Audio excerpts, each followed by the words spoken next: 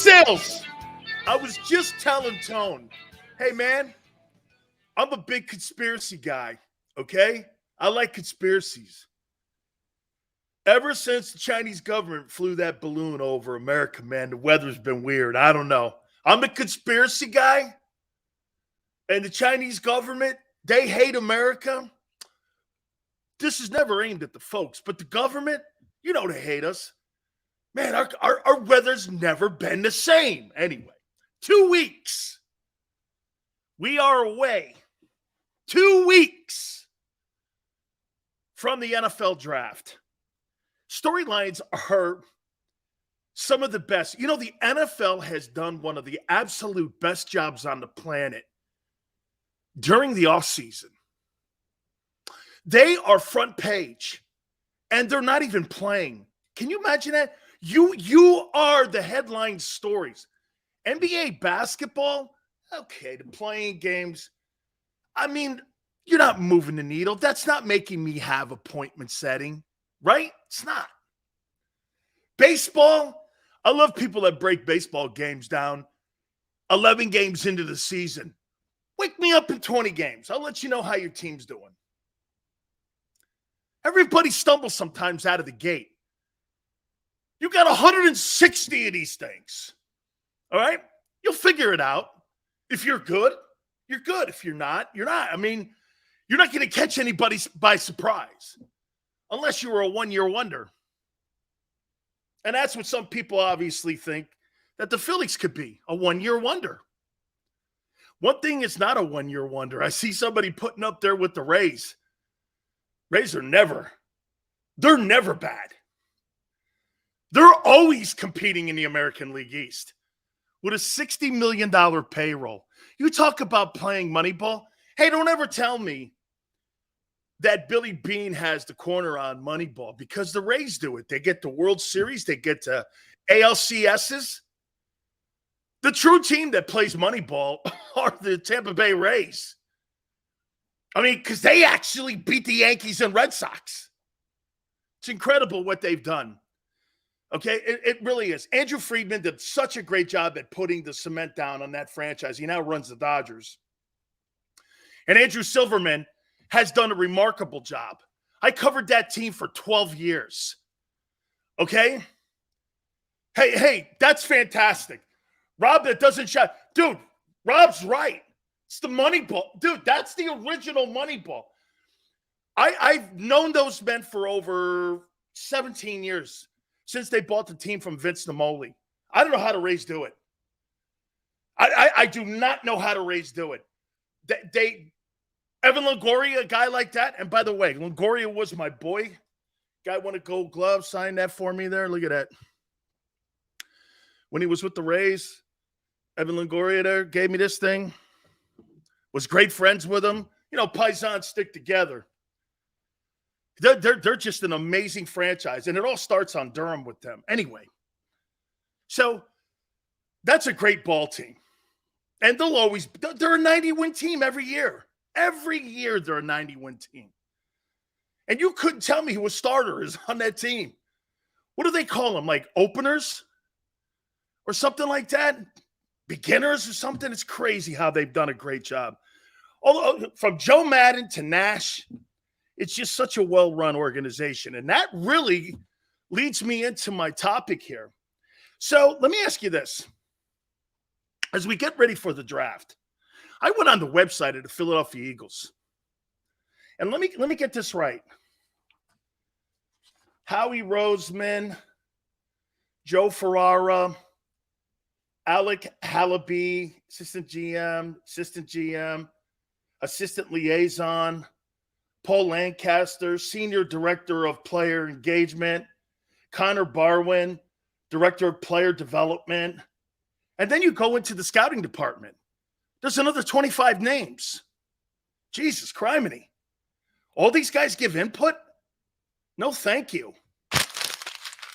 Give me 5 guys that have some conviction to tell me who you have in the room, who you like to draft, and go get them. I don't need to have 700 guys. Tell me about. There was one guy in Dallas who made the decision off the recommendations of Bob Ackles. That was Jimmy Johnson. There was 2 dudes, none, and one other guy in Pittsburgh and Chuck Noll that drafted all those great players. Dude, you got all these guys and all these voices in your front office. No wonder your draft sucks. I mean it. I'm like, your draft is not consistent enough to go like this. Yeah, you build your team through the draft. They don't. Now, again, I'll say this to you. The Eagles do build their draft on the offensive side. There's more hits on the offensive side. So I'll concede to that. They do a nice job on the offense, especially in the O-line, obviously, as we mentioned, and a tight end. They're brilliant at tight end. Receiver, not so much. Running back, it's never been a priority. Okay? So whether Nakobe Dean's there or not, it doesn't really matter. Does it really matter if Nakobe Dean is there or not to the Eagles? They're okay with Nakobe Dean, even if he's not that great a player. They're okay with it. They're not going to put a lot of resources in it. And if he's not good, they'll just find another dude like they did in Chicago. Bring the guy down from Chicago. Doesn't really matter, right? Okay. Surely a lot of voices that you have in the building there. And I think that leads to a lot of the indecision. By the way, Merrill Reese will join us at the bottom of this hour at 3:30 Eastern time. I think the Eagles got their NFC Championship rings yesterday. I think they got their NFC Championship rings yesterday. I want to ask him how that ceremony went. I think that's what the ceremony was. Now, I want to get into some strategy here in the draft. The 3 things I would do with the Eagles' 10th pick. What would be a priority with you at the 10th pick? It could be whatever. Trade down, up, take a player. Do you need a player at 10? Do you need a player at 10 or 30? I think there is a distinction here, especially if you're talking about your quarterback's money. What do you do? What would be the number 1 priority, you think? I got 3 things that I would do with that pick. Okay? 3 things. Neil says take a player. Trade Jalen Carter no matter what. Trade up for a star. Like it. Here is my first takeaway with that 10th pick. I'm going to listen to offers first, because then I'm going to find out the value of the pick. How do you know that 10th pick is not going to be more valuable than what the 5th pick could obviously be? Because these quarterbacks are going. Anthony Richardson's going in the top 10. He's not a top 15 player. He might not even be a top 20 player. Every single quarterback except for Bryce Young is going to be overdrafted. Kid from Kentucky, the kid from Penn State, or Penn State, Kentucky, Florida, Ohio State, they're all going to be overdrafted. Every one of them. Those aren't your best players. I've got the list of my 10 best players. The 10 best players in this draft. I'm going to get to that here in a minute. But I want to tell you my philosophy before I go to the 10 best players that I think are going to be available in this draft. I shop it. Shop the pick. Hey, I'm open to hearing anything. Just like the Cardinals are open.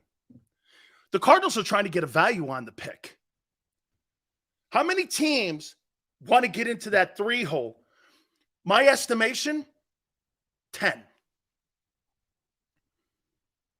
10. I'd say 10 teams want to get in that 3 hole. How about if the Giants move up to 3? What if the Giants want to get into that 3 hole and get Jalen Carter? Put him on the other side of Dexter Lawrence. Wow. That changes that room. That changes that room big time. Dexter Lawrence and Jalen Carter. I feel pretty good about that front four now in New York. I feel pretty good about that. Always worry about what's going on in your division first. Now with the sale of the Commanders, there should be more stability. It's not that I'm sitting here going, Josh Harris is some great owner. Look what he's done with the Sixers. 1 billion years of tanking for what? Nothing. But it will be better than what Snyder has done. I got to think it would be. So does anyone, would the Cowboys move up to 3? To put Jalen Carter on that? I'll tell you this. If the Cowboys moved up to 3 to get Jalen Carter or Will Anderson on the other side of Michael Parsons, that changes everything. The Cowboys are getting better. Dak owns the Eagles. Okay? There's very few players in this. Remember I told you? And Chris Landry agrees, and so does Belichick. These guys think there's about 60 good players in this draft. I think there's about 53 good players in this draft. Waldo Vision says, trade back and get Van Ness. Absolutely do not like that player whatsoever. He didn't start because he was an underclassman, not because of talent. That's the dumbest thing I've heard, dude. If you're good, you start anywhere. He couldn't start because he couldn't stop the run. Watch him against the run. Are you kidding me? I started as a sophomore at Miami with 7 number 1 draft choices there. If you can't start, you're trying to tell me that you have to start your senior. I mean, you couldn't even start your last year of eligibility. Not me. You can have him. Not me, man. He was a situational pass rusher in a conference that doesn't have quarterbacks. Okay? You want to know why those wide receivers at Ohio State have such great success in the Big Ten? Because there's not very any, like a giant pool of corners in that conference. There's not a giant pool of corners in that conference. Why do you think teams like the SEC destroy those teams? Destroy them. The Pac-12 teams, they annihilate. You don't have great, skilled, talented players there. You got Ohio State, Michigan, Penn State, and the rest of them are bums. I could go 10 deep in the Southeastern Conference and find a starter that could go and play in the NFL. You think you're going to go to Indiana and find yourself a player? I'd go to Vanderbilt and get a player. Okay? Tyree Smith is a good ball player. He's one of the 4 best. Okay? One of the 4 best. All right? There's 3 legitimate wow players. Again, don't forget Merrill Reese, bottom of the hour. So I would listen to offers. My second move.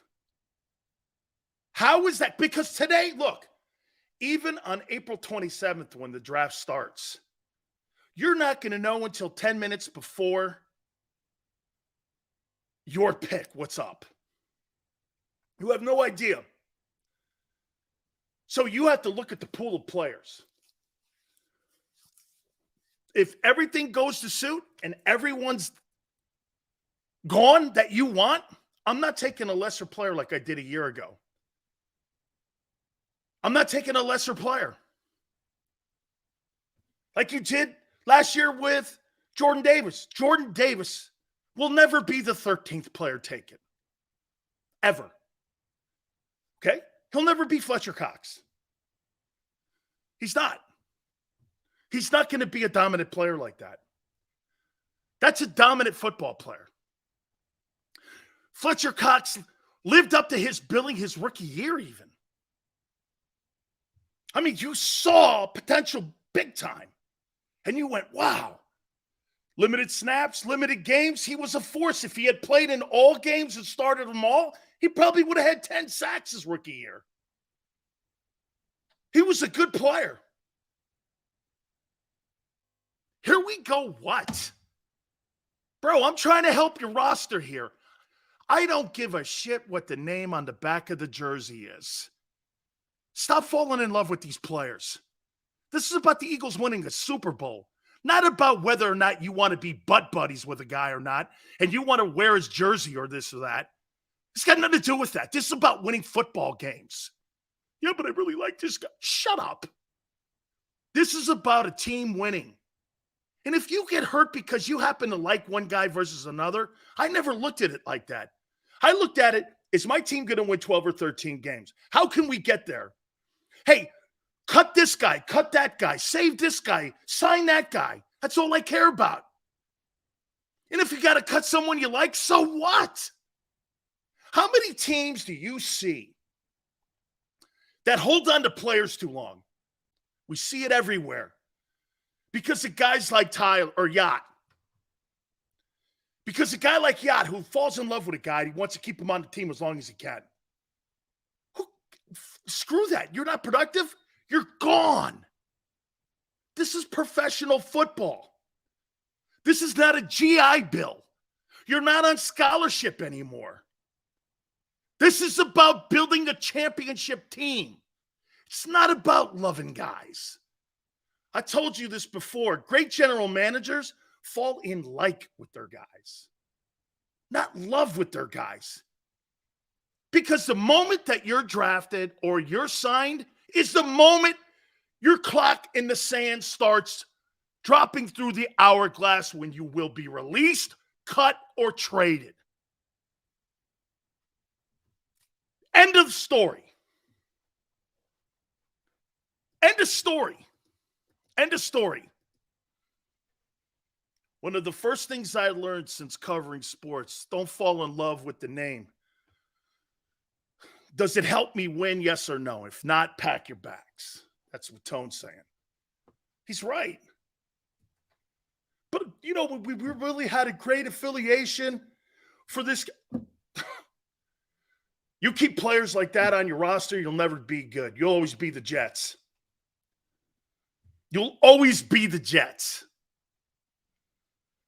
Okay? Yacht, it's all good.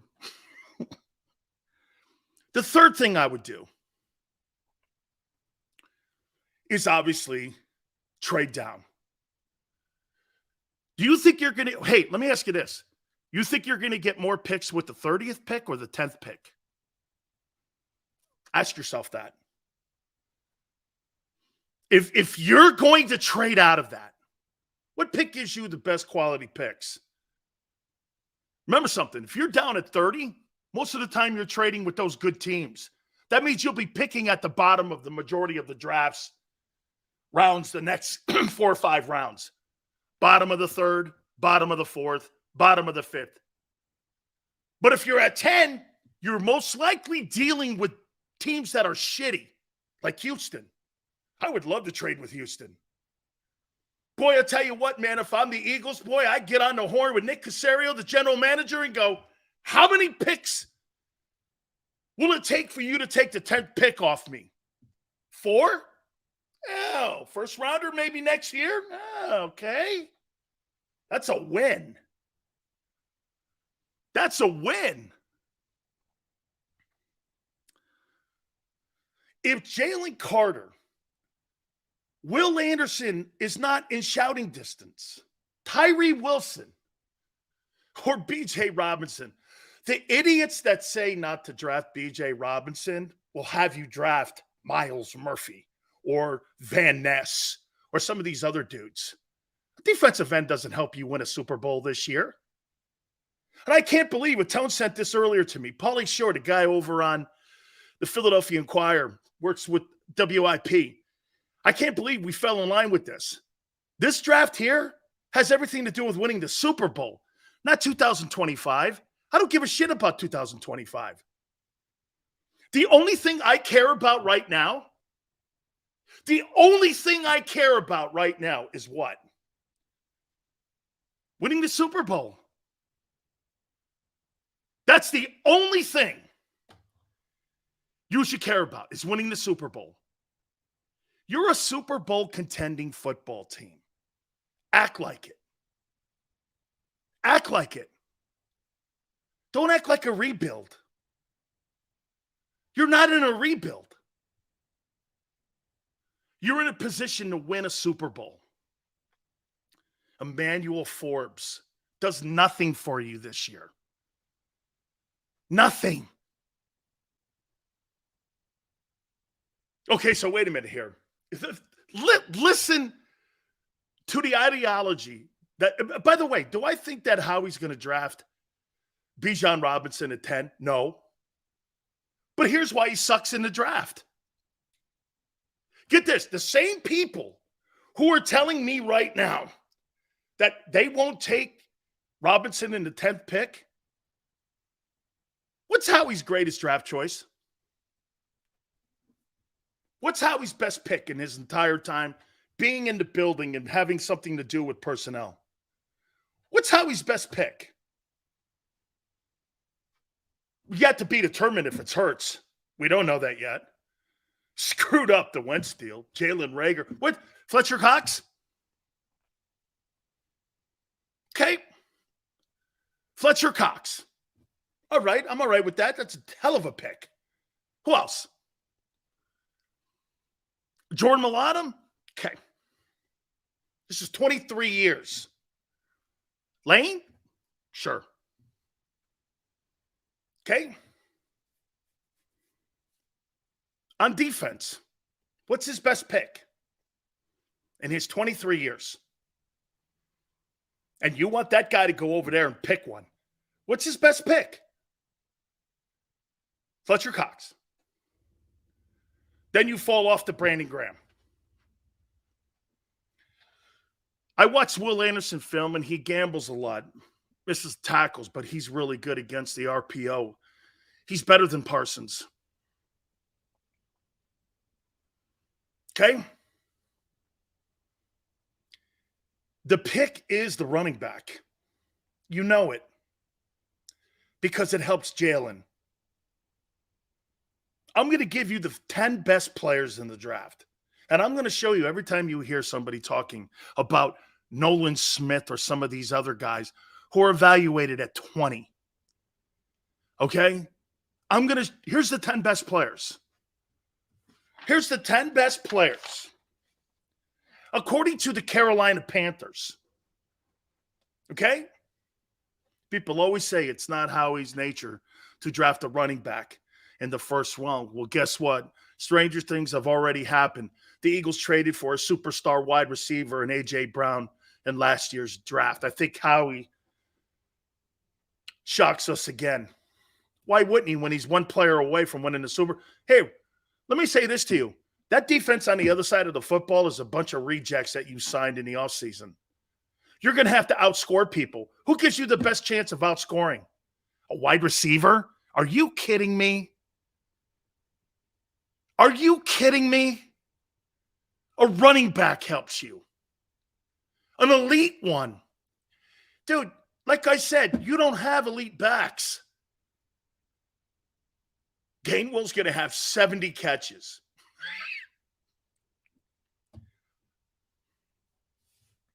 Why hasn't he? How long has he been on the team? How long has Kenneth Gainwell been on the team? Can someone tell me? How long has Kenneth Gainwell been on the team? How many years now is this for Kenneth Gainwell? How many years? He's in his third year. And again, he's going to have 80 or 65 catches. Where do you get that from?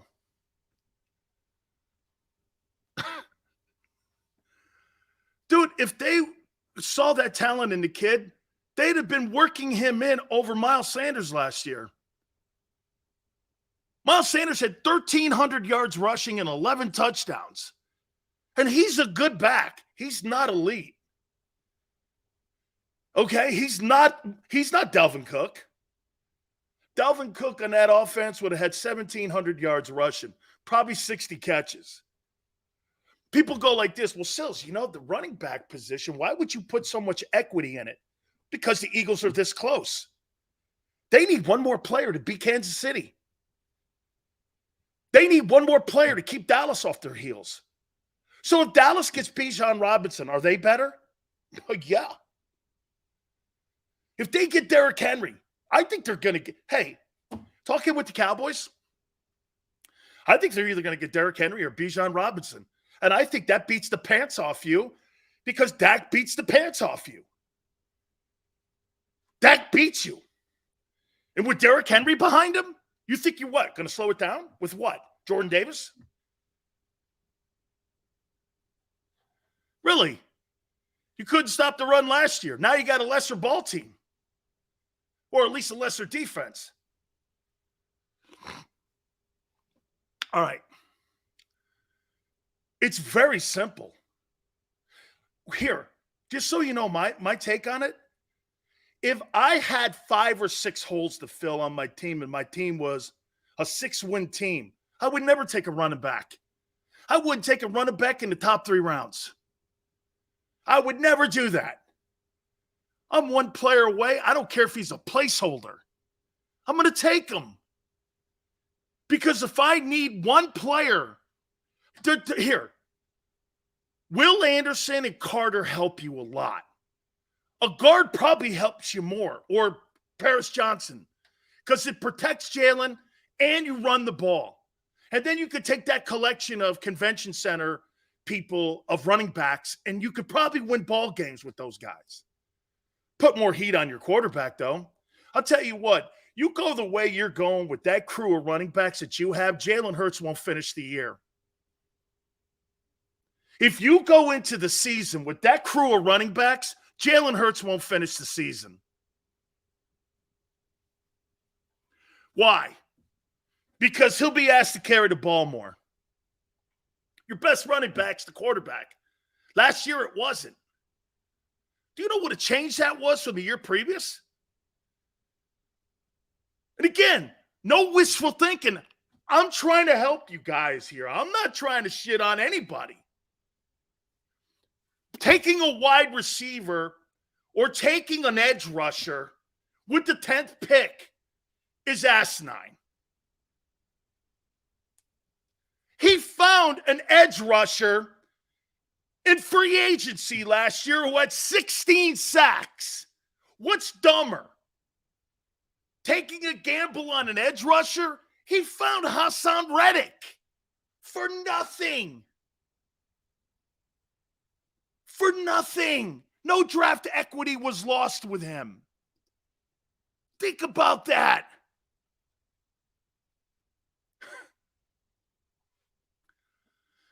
If Howie's going to pay Jalen big money, every move he makes is going to forward, has to be in the best interest of the quarterback.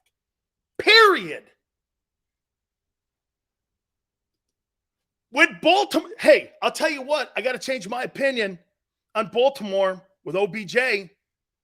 It looks like Lamar Jackson did some recruiting there. You think they gave a quarterback the ability to go get OBJ? The Ravens are probably going, I don't know if he can make the full season, but if Lamar wants him and Lamar thinks he can help, let's sign him. They gave him $15 million. You talk about overdrafting. How about overpaying? But Lamar wanted him. So Lamar got him. And if Jalen Hurts is going to give the Eagles a hometown discount and some money, he has to be privy to the moves that you're making offensively if you're going to draft somebody. He's got to. I would say that's imperative. I'm going to say one more time here. I think how Jalen Hurts has handled himself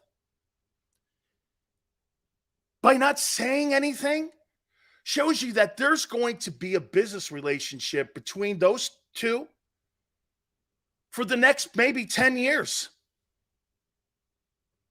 If Jalen is going to give the Eagles somewhat of a discount. He better be in some of the conference. I'm not saying that Howie's going to go, what do you think, Jalen? You think we should draft this guy? Do you think we should sign this guy? Do you think we should go here? I'm not saying he's saying that. He's probably the same way that Patrick Mahomes was given a heads up and Alex Smith. I think the Eagles have learned a lesson by the Alex Smith and Patrick Mahomes and how they handled that whole thing by being transparent. That's why nothing's being said. Always have to catch up with the legendary voice. And I want some insight here before we get going here. Merrill, yesterday, did the Eagles get their NFC championship rings? No. They measured us for our NFC championship rings. Oh, wait a minute. Us? Oh, Merrill, you got measured for a title ring, huh? How was that? Championship ring. Hey, I could just see Merrill going like this. Yes, that's about a 9.5 right there. We're good to go right here. 10. It was a 10.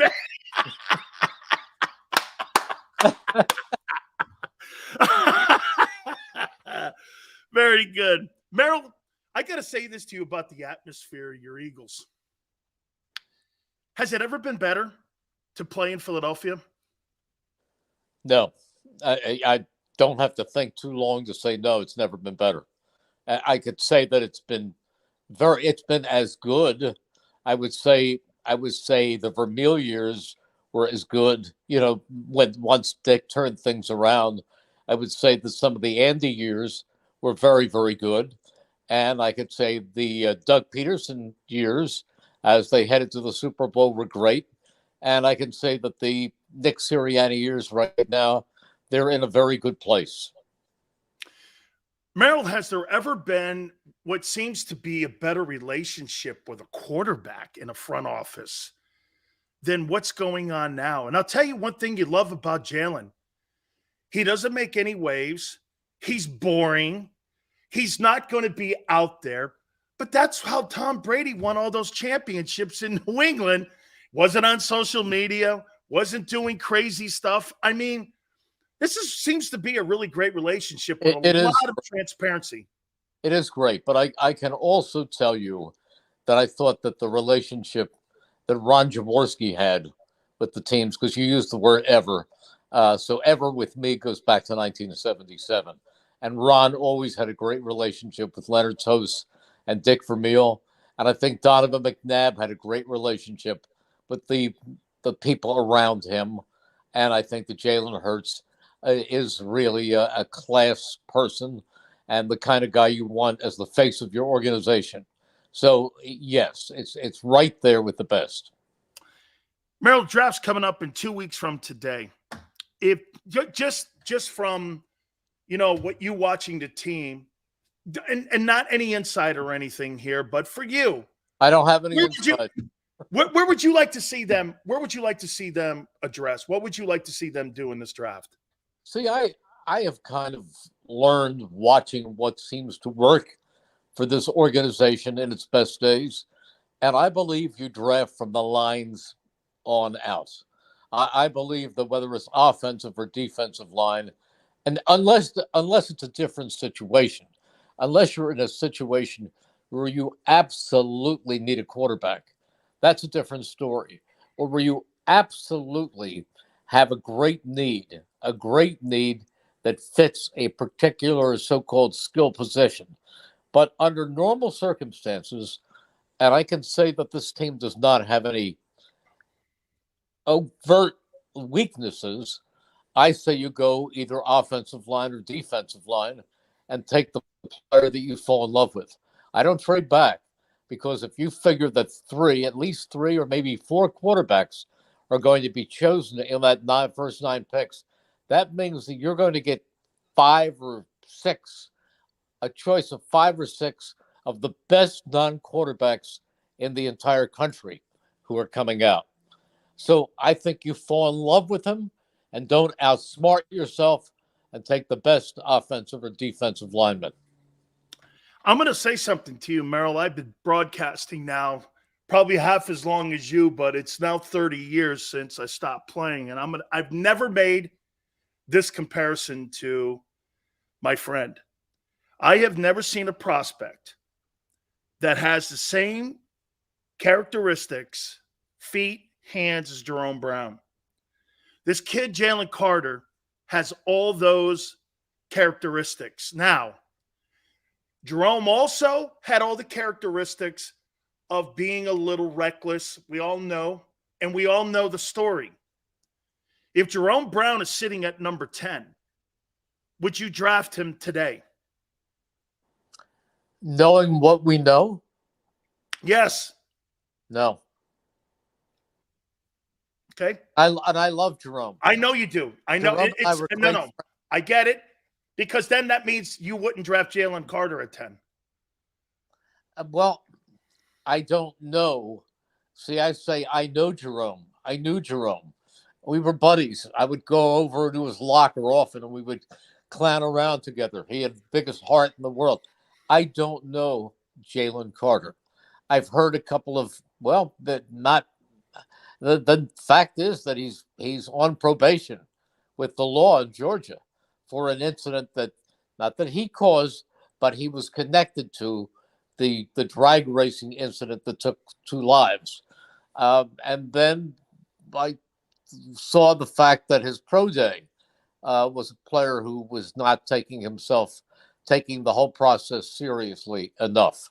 But I am not the person responsible for doing the due diligence, nor do I have the connections to do due diligence on a player. I believe that whoever takes Jalen Carter has to do extensive research and get the right answers. I'm not saying anything bad about him. I get it. Saying based on what I know, I want to see that if indeed that's the player that they draft, they don't have any.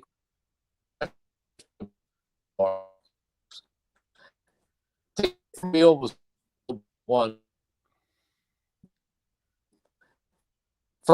Let's see if we can reconnect with Merrill here again, because I thought that was really honest right there. I thought that was as honest as you possibly can get. Heath believes that there's too many question marks. There's going to be a ton of organizations that are going to do the same thing. He's not talking out of school on Merrill's not. Here I Merrill's am. not talking out of school on what. You have me? Yeah, I got you now, Merrill. Merrill, what I was just telling people that, Merrill, there's going to be half the league that's going to do exactly what you just said. They're going to pause on that. Good. We're still disconnected there. We got to reconnect again here. Let's see if we can make this happen here. Tone. Again, the reason that I like Jalen Carter potentially to Merrill, you there? Yep, I am. Okay, Merrill, the reason that I like Jalen Carter to the Eagles is this. Tracy Rocker recruited him. N'Kobe played with him, and so did Jordan. You have as much intel as you possibly could have. And Tracy Rocker went into the house to recruit the kid. He knows the kid. Now, if all of a sudden he's there and they pass, we'll know then.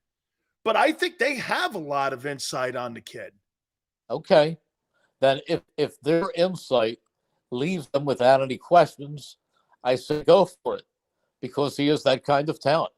Although, here's the other part of that, Dan.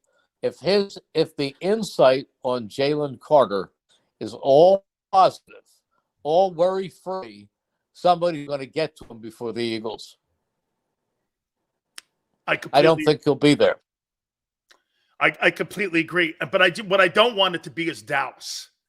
Because to me, Dallas is the team. Remember, the one thing I tell everyone when it comes to drafting, don't worry about the NFC West. Don't worry about the NFC North. Worry about the East. And right now in that division, you've got Saquon Barkley. You've got a running game in Dallas. You've got a running game in Washington and you clearly have a running game in Philadelphia. So getting a guy like that pushes the Cowboys closer to Philly in that division title. You may be right, but you don't know who the Eagles are going to come up with yet, and to bolster that line. And the other thing is, haven't the Cowboys made some character mistakes in the recent past? Yes. Yes, they have. Yes, they have. I would say this to you. And by the way, Tone, see if we can reconnect. This is not. We're all over the place here. Can you hear me, Merrill? I can. Okay. I've got. But see, one other thing. I'm not mentioning names, but once upon a time, the Eagles drafted a player with a questionable reputation, and I said he's so good. They didn't draft him; they made a deal for him.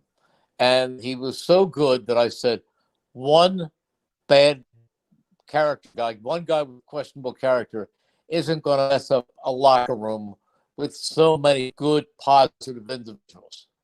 He did. And within 2 years, he was gone and did not seem to stay any place very long. I won't mention any names, but the initials tell the story. Did he help you get to the Super Bowl, though, that one particular player? Did that one particular player help you get to the Super Bowl? Yeah. Yeah. And then the next. Yeah, our connection's not very good here. It's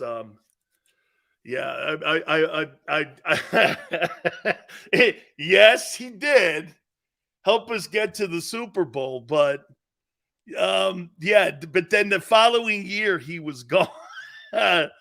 I love that there. Hopefully we can reconnect here with Merrill. Let's disconnect here, Tone, and see if we can reconnect because the connection's not very good. And I don't want to keep going through it here. So he would pause on Jalen Carter.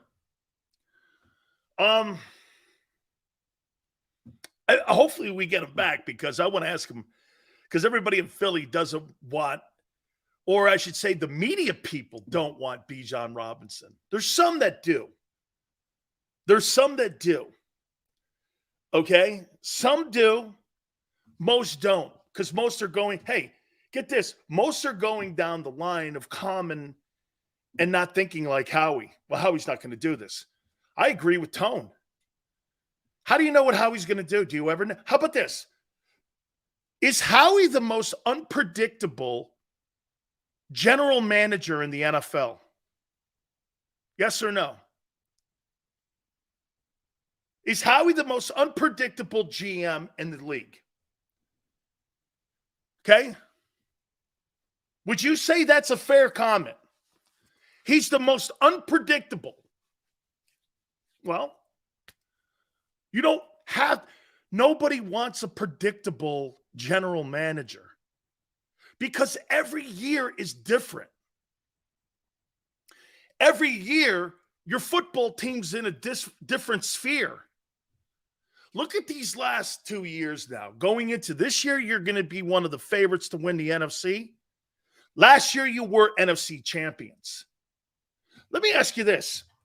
What was the beginning of the end for the Eagles 2017 team? Something that you don't want to make a mistake. Coming out of the 2022, quarterback was an issue, right? Well, not yet. The quarterback wasn't the issue yet in 18.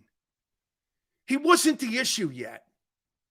But what were the mistakes that Philly made? Quarterback started getting banged up. You started seeing who his character was.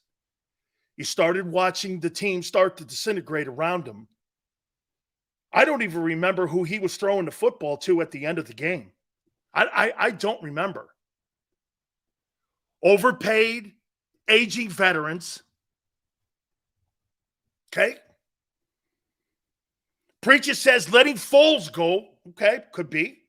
I always thought that was peculiar, and I'll make this point to you guys one more time.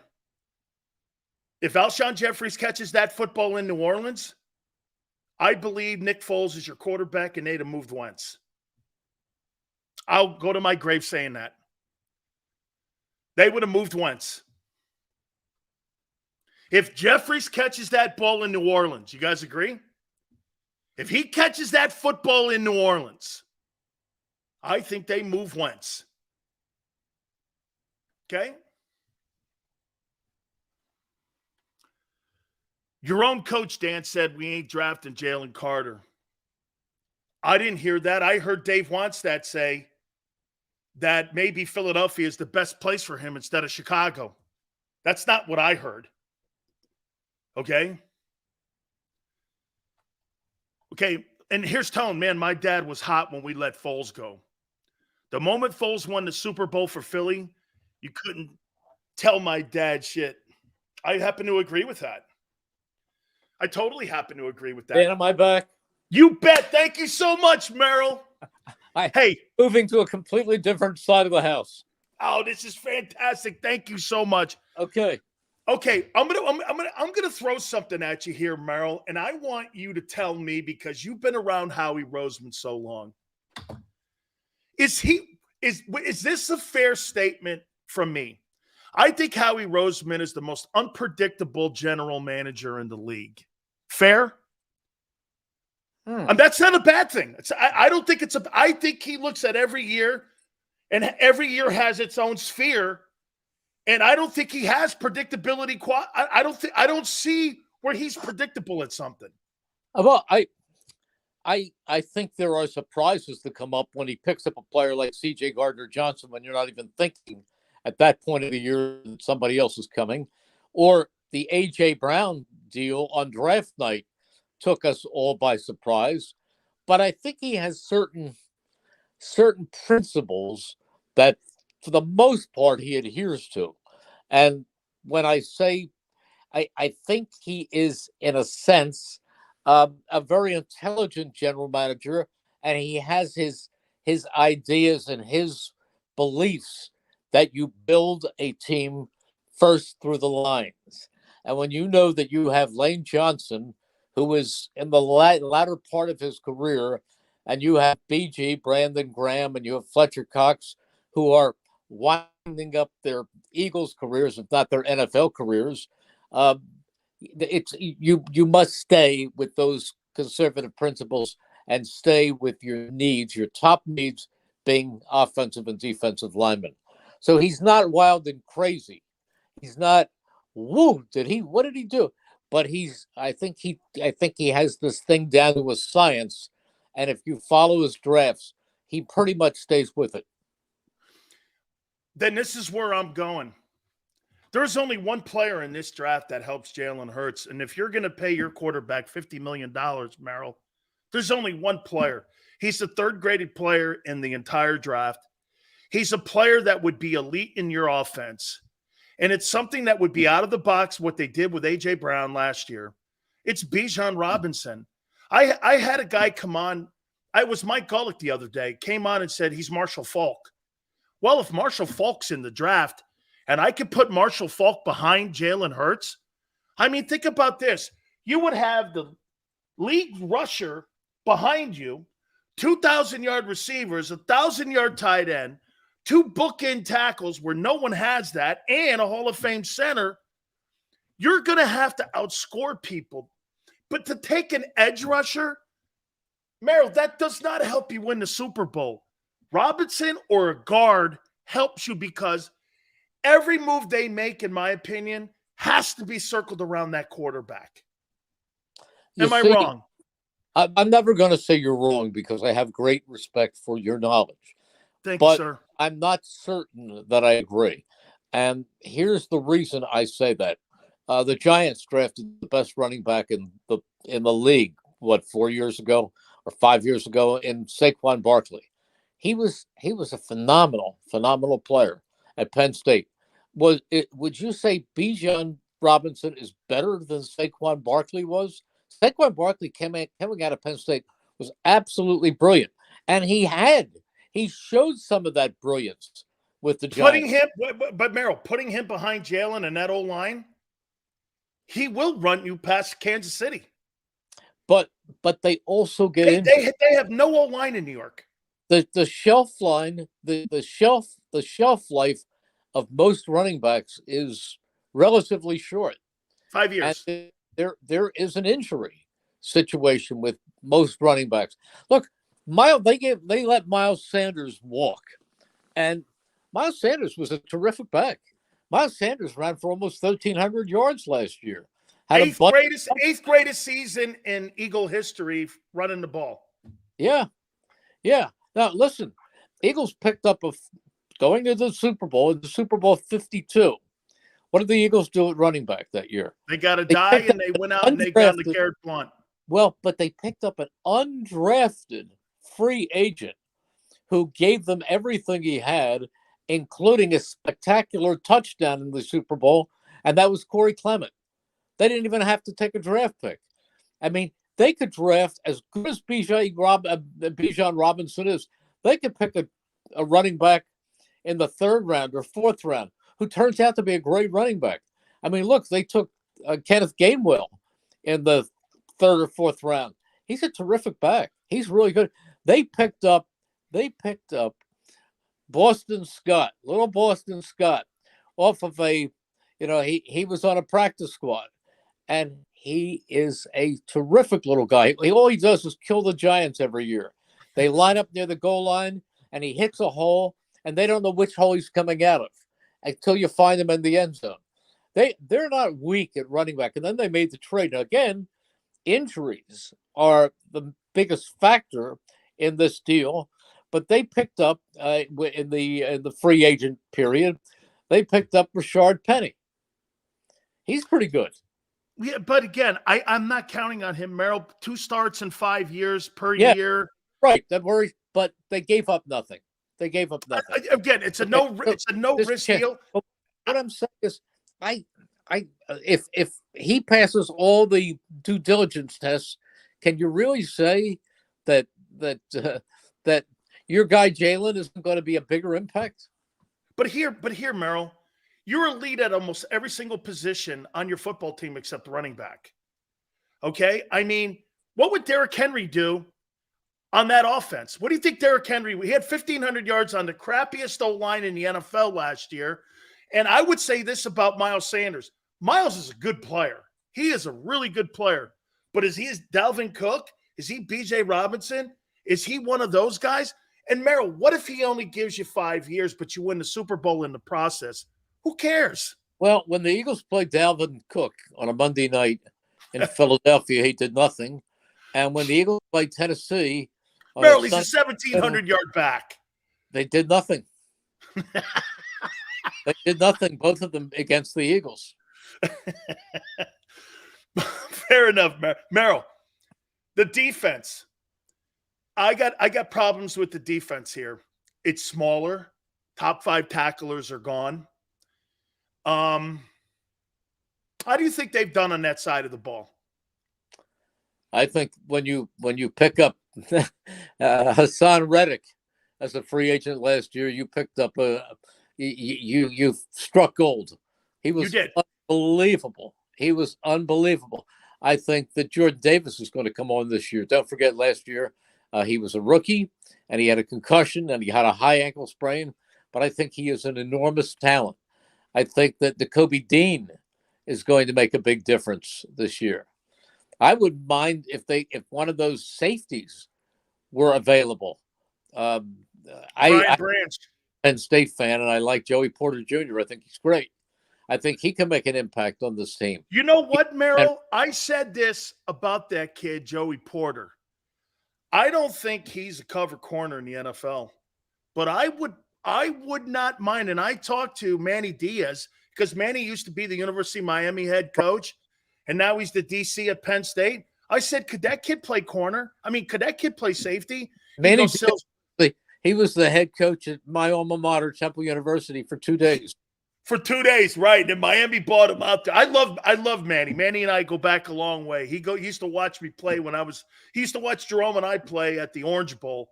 He's a really good guy, and he's done a nice job up there for Coach Franklin. I mean, yes. I wouldn't have a problem putting him over at the safety position. Yeah, because he can play that. I don't doubt that. I don't doubt that. I like him a lot.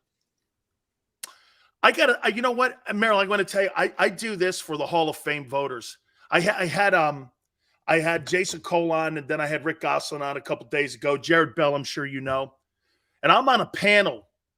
They ask me every year, once it gets down to the final 15, pick 5 guys who you like for the Hall of Fame. And I'm now starting to look at Fletcher Cox a little bit. And I got to tell you, Fletcher, I never thought that Fletcher had a better career than Ndamukong Suh. He's got a sack and a half less. He's got 2 more Pro Bowls. I'm talking Fletcher. I like Fletcher. Listen, I think Fletcher Cox, hey, Merrill, I think he's the second best defensive tackle that the Eagles have had since Jerome. Yeah, I think you're right. I have one problem with the Hall of Fame. Tell me. My big problem with the Hall of Fame is because they pick head coaches and they pick great players. But to me, some of the greatest coaches I've ever met who are not in the Hall of Fame were not great head coaches, but were coordinators. There's no way that Bud Carson shouldn't be in the Hall of Fame. There's no way that Jim Johnson shouldn't be in the Hall of Fame. There's no way that James David Ryan, Buddy, shouldn't be in the Hall of Fame. Not as a head coach, but they were game-changing, season-changing coaches. Remember, they carried Buddy Ryan off the field on the shoulders of the players when the Bears won the Super Bowl. Why are these guys not in some category in the Hall of Fame?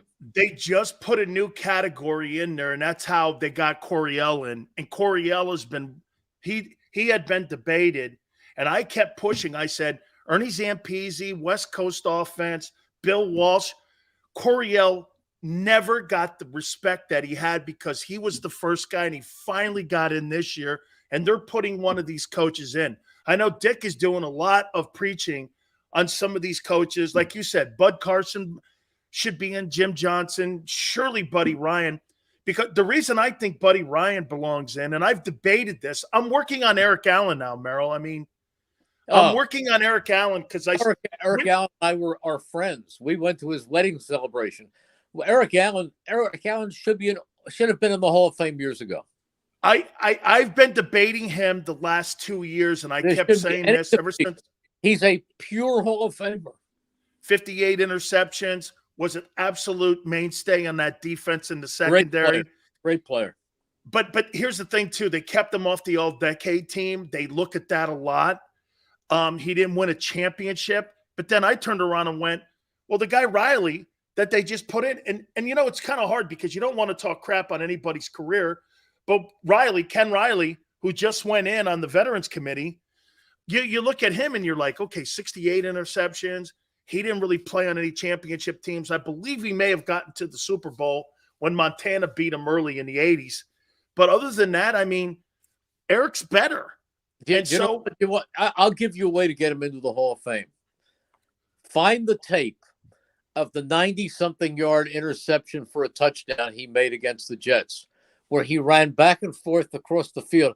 He ran about 120 yards with that interception before he wended his way into the end zone. It was one of the greatest plays I have ever witnessed in my 46-year broadcasting career. What year was that? Oh, year. I would say it was late 80s. Late 80s? Okay. Against the Jets? Yes, against the Jets. One of the greatest plays I've ever seen. All right, I'm going to ask you the hardest question anyone's ever asked you. Who's your favorite Eagle of all time? Well, one, Merrill, one. Okay, I can only tell you if you're, but you have to qualify it. Is it based on friendship? Is it based on excitement? Is it based on talent? Is it based on the player that has been within the scope of my broadcasting career rather than to go back into Merrill as a little boy who he loved?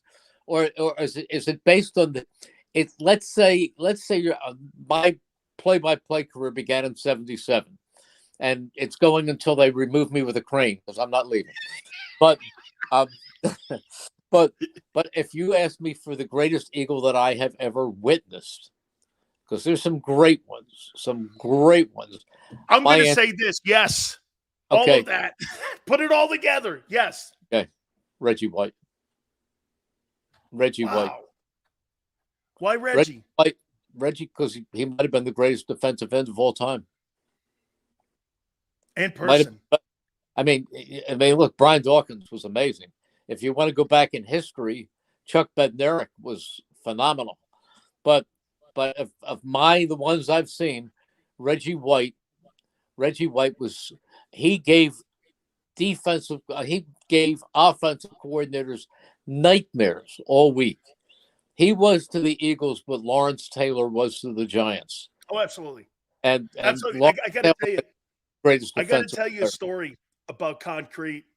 So I had not met him, and my uncle Andy Robustelli introduced me to him. So I finally got him on my show. He'd come down to Florida, right? And my uncle goes, "Hey, make sure if you get him on your show, man, make sure he cleans it up a little bit because Chuck has a way about him." Yeah. Hey, he get on this show, Merrill. I don't know how many times we dumped it, but man, he just was like, these guys today going both ways. That Deion Sanders guy. You know what I did? I go, yeah, you played center and linebacker and you destroyed Gifford. I know the whole thing. Gifford tells me about it all the time. I woke up a week later and I asked him what happened. He goes, I go, what'd you tell him? He goes, this MFer, and he said it on the air, is over. Yeah. That was the end. No, that was when he tackled Jim Taylor to end the championship game. The 60 title game? That was the NFL game. There NFL was no title. The East against the West. You know, and the end of the last play was Bednarik sitting on Jim Taylor and looking at the clock. Yeah. Man, I love concrete. Well, he's great, of course. But see, I mean, there are so many great guys. Oh, yeah. Who was better than Doc? Doc was amazing. The most exciting Eagle I've ever seen was Randall Cunningham. Oh, yeah. He was instant excitement. He was unbelievable. But, you know, the best three running backs I've ever seen were four. It was Wilbert Montgomery, Brian Westbrook, and Shady McCoy. Shady McCoy was amazing. Is that Gang Green defense the best defense ever to play in your broadcasting career? Yes. Yes, with even the 22 team, right? Better. They were better. Well, it was Bud Carson's defense right after Buddy was the best, with Reggie White, Clyde Simmons, Mike Golick, Mike Pitts. That was an unbelievable defense. Andre Waters, Wes Hopkins, Andre Waters. How about Hey, Merrill, the coaching staff. Jeff Fisher was on that coaching staff. I mean, you had a bunch of dudes that were on that coaching staff too for that team back in the day that Buddy assembled. I mean, I think if I'm not mistaken, didn't Fisher play for Buddy in Chicago or something like that? And that's why he brought him to Philly. He returned punts and was a safety. And then he put him on the coaching staff in Philly, right? Yeah, he brought him here as a secondary coach. And then when Wade Phillips left, Jeff became the defensive coordinator. But the real defensive coordinator was Buddy. Yeah. Oh, hey, Merrill, man, I'll tell you, I've had conversations with him, and Dave Wonstadt was on with us a couple days ago, and Buddy came down and talked to Jerome and I, and he's sitting in the film room watching, and we have Cortez Kennedy, Russell Maryland, myself, Jerome Brown, Bill Hawk. We have all these first-round guys, and we're sitting there watching. And he just looks at Jerome. He goes, took a playoff, didn't you? And not even the coach. He goes, took a playoff. And Jerome goes, well, I went, yeah, he did. You know, he takes plays off, buddy. But he goes, Oh, what are you? What are you? You know, snitches get stitches. We're sitting here watching. Yeah. He was quite a character, man. I enjoyed being around Buddy Ryan. Did you ever hear of a coach who, when he was fired, called his own press conference before the team could call press conference and had everybody down in the coach's office, and he walked into the room. They had just lost the playoff game to, I think that was the one to Washington. They had lost before to the Rams, but they lost the playoff game to Washington, and then they fired him, but they hadn't told us yet. And we all filed into Buddy's office, and it was packed. And then Buddy came strolling in, twirling his whistle, and he said, "Men, it's the first time a coach has ever been fired for winning." And because Buddy won every year. And then later he left and he bought a racehorse and named him Fired for Winning. The guy in France fired me. the guy led Norman Bremen on vacation in the south of France, and there were some players who hadn't been signed yet because they used to get very dramatic at the end of training camp. And then people weren't slotted like they are today. And Buddy said to the media, "You know, we'd have a team if the guy from France would ever come back." The guy that used to kill everyone in the league. Okay, the guy from France won't sign Lachey. What do you want me to do? Yeah, well, we're at the big dinner, big luncheon they had for the United Way. They'd have this big luncheon right before the first week of the season, and the head coach would appear, and Buddy would get up and talk for a few moments, and then he had to introduce the Eagles president, and that was Harry Gamble. And God rest his soul, Harry Gamble was one of the greatest people in the world. But Buddy had a sense of humor, and so in announcing Harry Gamble, he introduced him as Bremen's illegitimate son. Oh my God! Hey Merrill. That's a mic drop. That's a mic drop there, Tone. Just hey, wait a minute. Hey, that's a mic drop, Merrill. Did you miss that? No, we got it. Okay. Hey, Merrill, thank you so much, my friend. Oh, my pleasure. You have a good day. You got it. The great Merrill Reese. Man, I love catching up with him and talking some ball with him. He's always awesome to hear. Please hit the like button. Hour number 2. Keep it here on the National Football Show. Go to get your game on. Go for the beers. Go for the cheers. Go for the hit and the hits. Go for the stakes and the stakes. Go to get your parlay on. Go to get your party on. Go for the scene. Go for the screens. Go for the gallery. Go for the win. Go to Ocean. Visit theoceanac.com to plan your visit. When it comes to the fight against insurance companies, large corporations, and the healthcare industry, injured victims are always the underdog. But that doesn't worry us. At Messa & Associates, we're an injury law firm from Philadelphia, and we come to fight. Our clients know that they've got representation with a chip on its shoulder, and it's the same chip that makes Philly the toughest city in the country. Call 215-568-3500 or visit us online at messalaw.com. Messa & Associates, the toughest injury firm in Philadelphia. Heading down the shore, have a ball once more. Here, imaginations run wild and time stands still. Because here, you can find the best of the Jersey Shore, all on one 5-mile island. So leave the old you behind and get lost in the woods. Wild, wild, wild wood days.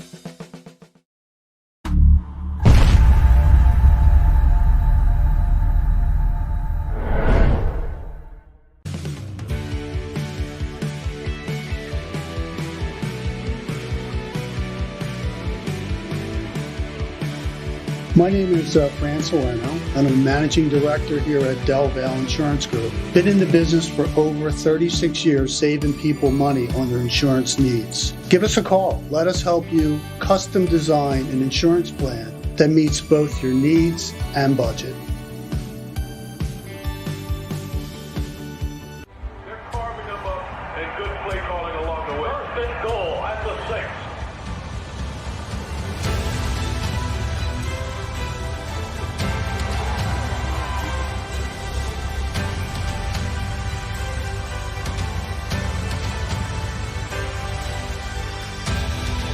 On the field of life, First Trust Bank is there for you. Champions on 3. 1, 2, 3. Because Philadelphia dreams deserve a Philadelphia bank.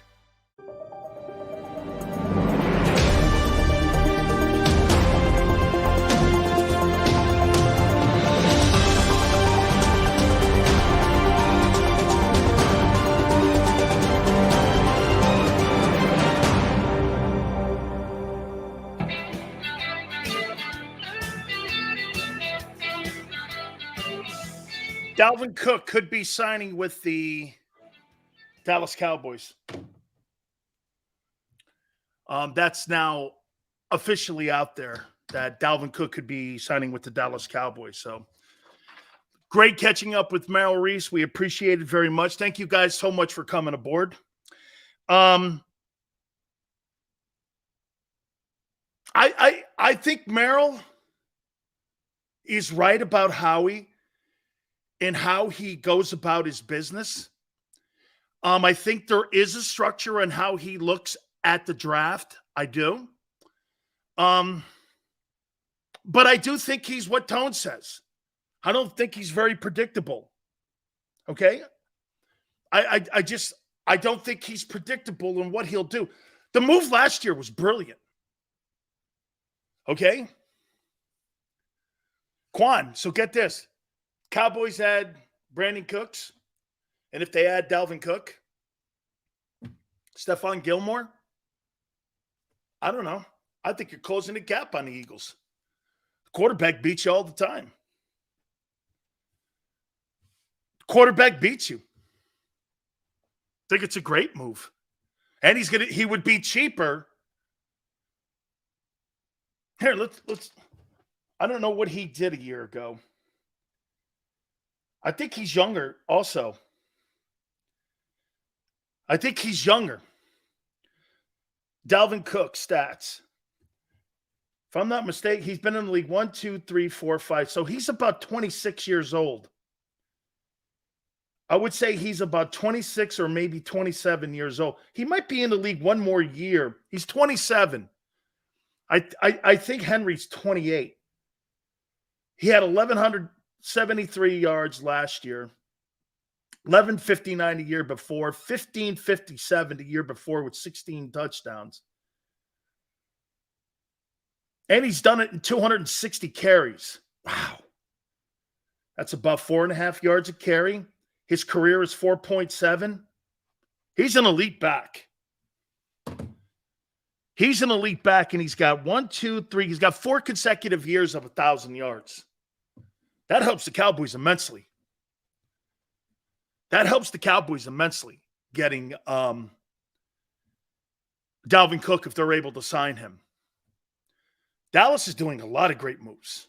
A lot of great moves. All right. I'm going to do the 10 best players in the draft. As we're getting out now 2 weeks from today to the NFL draft. Okay. We're 2 weeks away.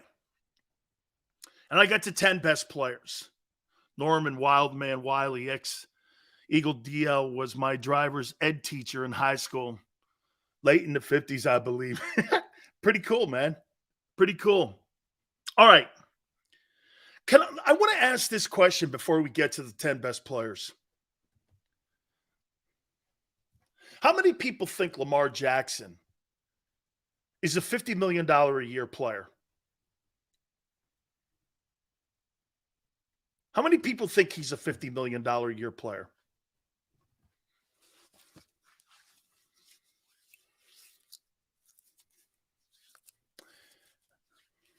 Fly goes, I do. Sure.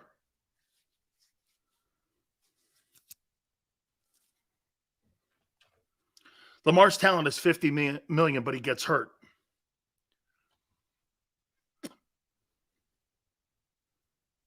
Okay, well, here's my case. CJ goes, I do.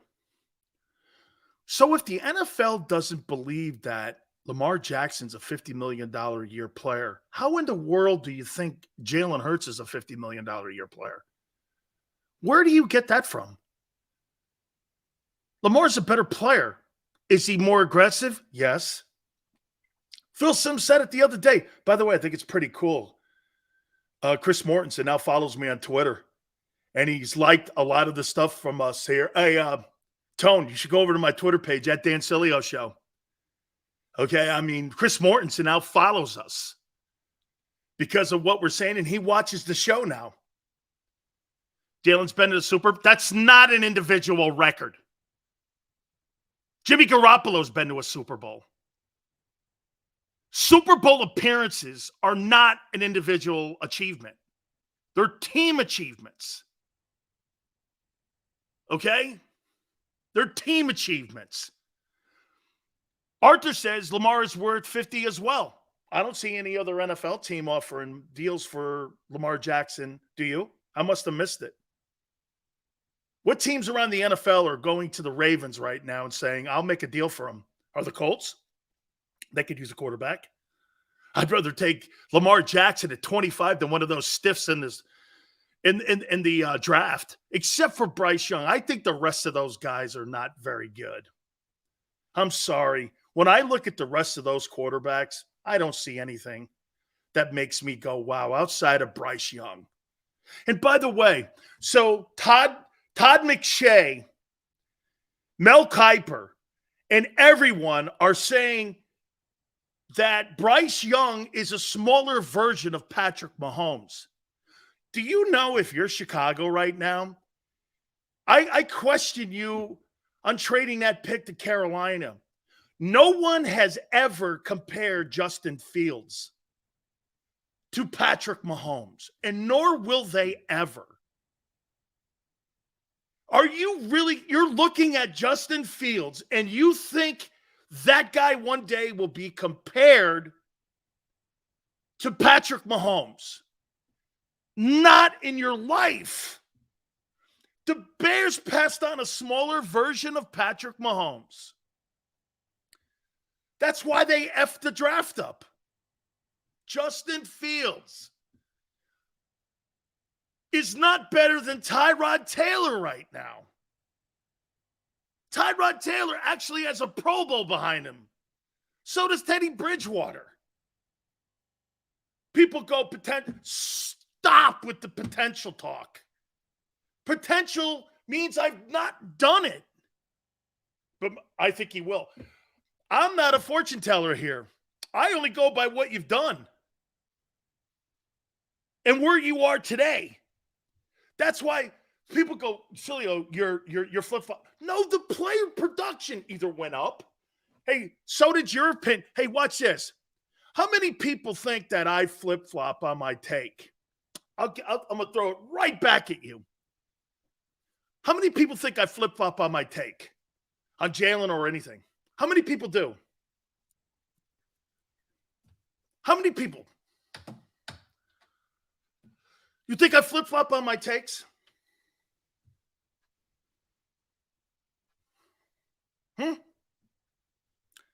Did you not flip-flop on Carson Wentz? Did you not flip-flop on Carson Wentz? Anyone in Philly.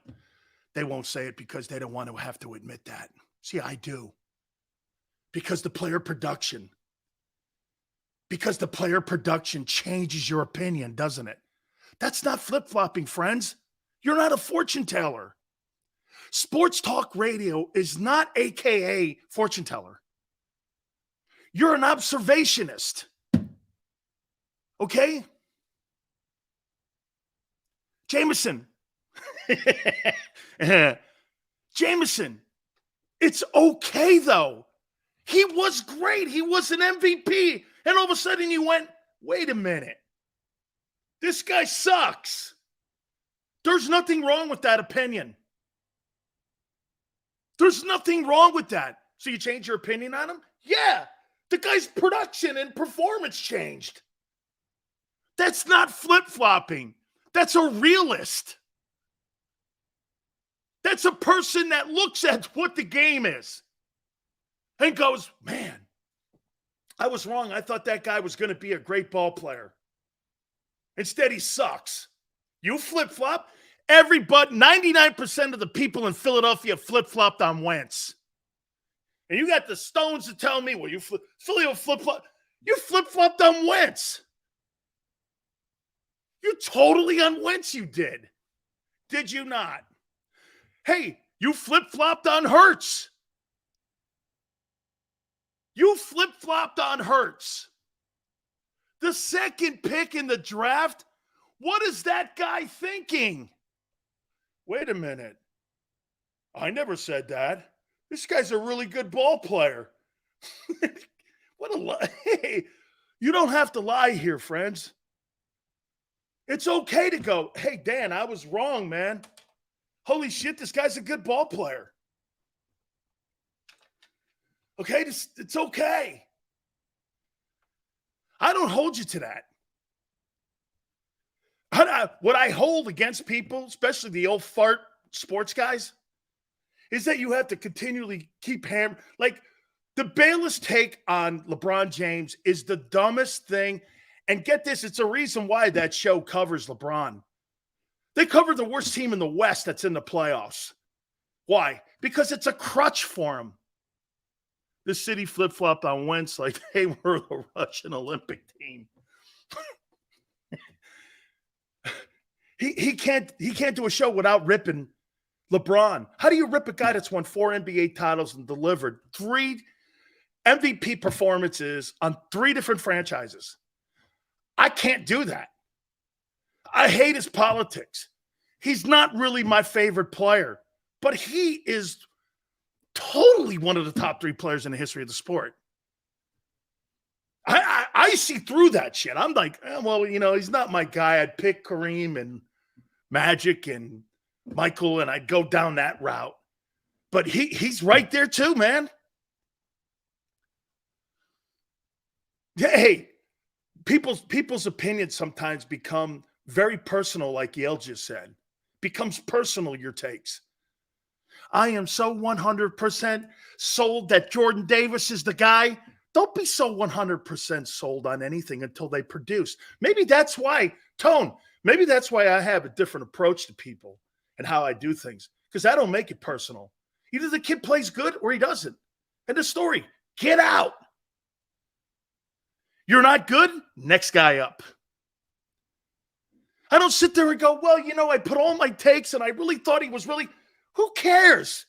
We're looking for a defensive tackle that has going to have an impact this year. Who cares what that name is? Okay, who cares what it is?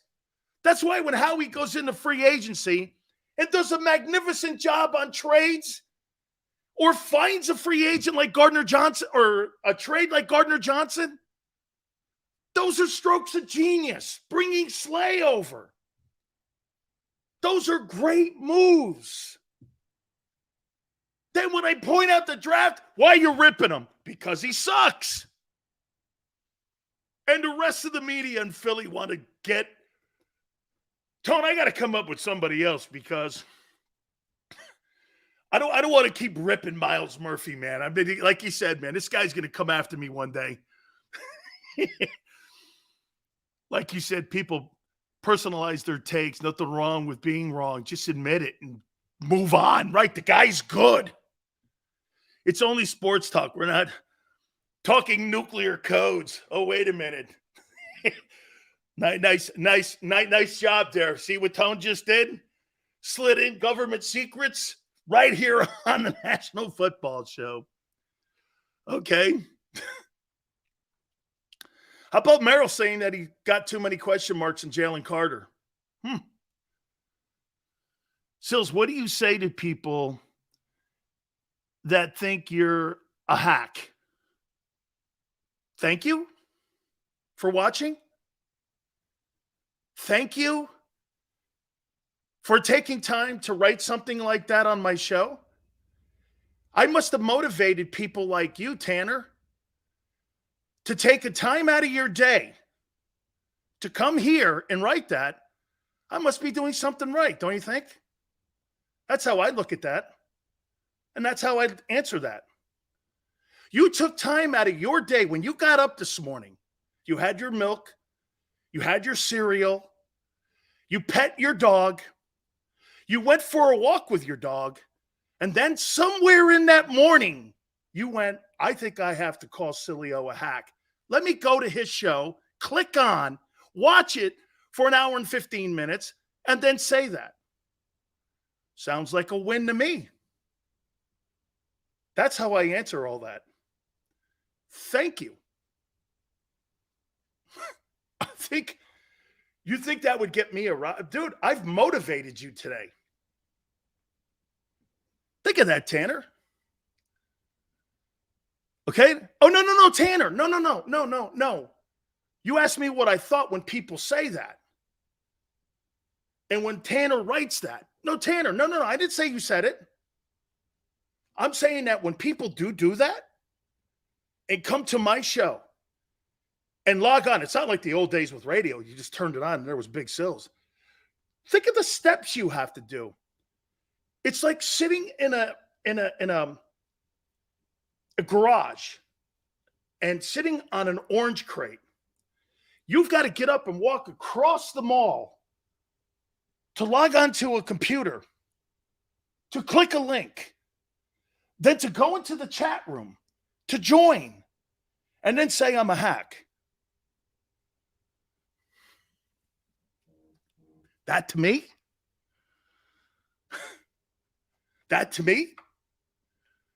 is winning. No, Tanner, I'm not, dude, no. Maybe I misread it, Tanner. I wasn't ripping you. And if I sounded like it, I apologize.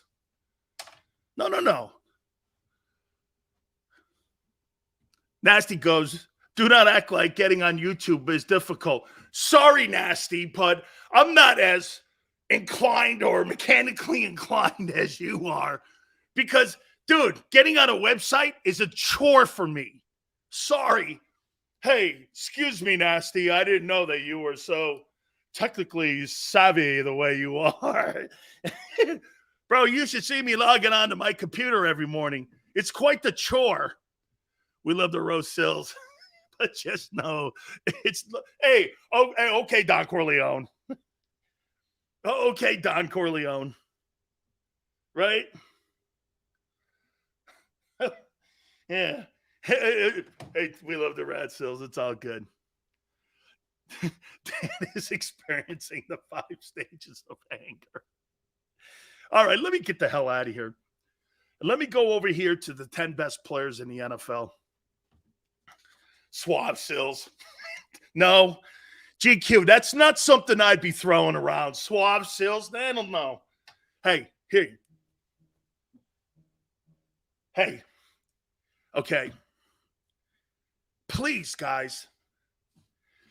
The no on Bijan Robinson is crazy.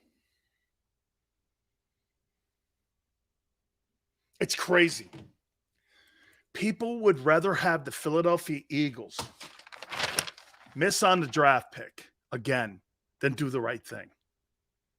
Here are the 10 best players in the draft. From the Carolina Panthers, who, by the way, had the first pick in the draft. Oh, and by the way, I'm getting Frank on draft week.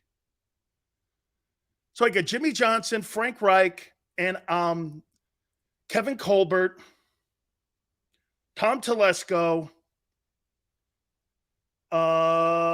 Bruce Arians, Jason Light. That's all draft week. Just keep that in the back of your mind. Kind of why I'm saving everybody. Okay? Oh, and Brian Baldinger.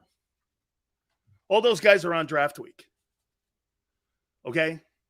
There's only one place to go. Right here. Hey, radio? I don't need it anymore. Here are the 10 best players. I'm going to go from 10 up to 1. I get Paris Johnson, Jr., Ohio State. O-line. Could he help the Eagles? My God almighty. Put him at right guard. 6'5.5", 325 pounds in between Elaine and Jason Kelsey. Kenneth Gainwell might get 1,500 yards. Dickerson on the other side of Kelsey and Mulata. Holy shit. What a line. Look what that line would be if you drafted Paris Johnson. And I'd be okay with Paris Johnson at 10. Honestly, I'd be okay with that. Because it helps Jalen. Any move that the Philadelphia Eagles make should all be circled around your quarterback. 6'8", Mulata. 6'5", Dickerson. Kelsey, I'm just going to go H-O. How about this? From now on, when I mention Kelsey, can I just do this? H-O-F?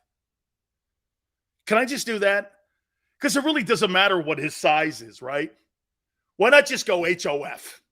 So let's just go H-O-F. So 6'8", 6'5", H-O-F. 6'5", 6'5". Man, I don't know if you have a bigger O-line in the NFL than that thing right there with a Hall of Fame center in the middle. Dan, you would look good on radio. I did for 25 years. H-O-F, baby. 6'8", 6'5", H-O-F, 6'5", 6'5". That's the Eagle O-line if you draft Paris Johnson at number 10. He's the 10th best player in the draft. Here's the 9th, Christian Gonzalez, defensive back, Oregon cornerback. Should the Eagles take him? No. No, you spent $15 million on 2 corners. Absolutely not. It's going to be rich in corners next year. Don't worry about it. Go get a guy next year. Go get a guy next year. I don't need that pick. That pick doesn't help me win the Super Bowl this year. A corner does not help. A cornerback does not help you. You know what you hear people in Philly saying? Well, you got to start thinking about the aging Darius Slay. You should have thought about that in the offseason by moving his ass and then drafting a guy. You don't pay a guy $15 million. Think about how dumb that take is. So some people in Philly would say, well, Darius Slay's getting older. Okay. But you're paying him $15 million this year and you gave him 23 on a sign and you want to sign a corner. What? Which is it? Well, we're preparing for the future. The future is today. Winning the Super Bowl is right now. Not 2 years from now. Let Howie worry about that shit. Drafting a corner? Why? You're paying $30 million in corner money now. Remember the golden rule in the NFL. If you're paying them, you're playing them. So some would say, get a corner. I don't want any of these corners. Now, Porter's down at 30. In my opinion, I'm going to tell you flat out, I don't think Joey Porter is a good-looking corner in the NFL. I think he's a better-looking safety. I think he plays more like a safety. You move Gardner Johnson, I think this guy's more kind of that kind of guy. Okay? But I'm not going to take him at 10 to play safety. Okay? I mean, I don't think he's a corner. I don't think he's fast enough. The Kid Gonzalez. I don't want to tell you who told me that either.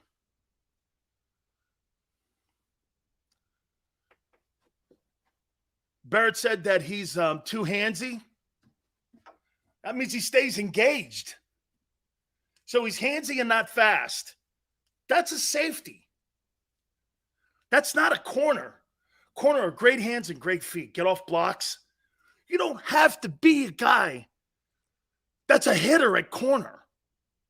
Deion Sanders couldn't crack an egg, but you didn't throw to that side of the field because he had closing speed like a freak.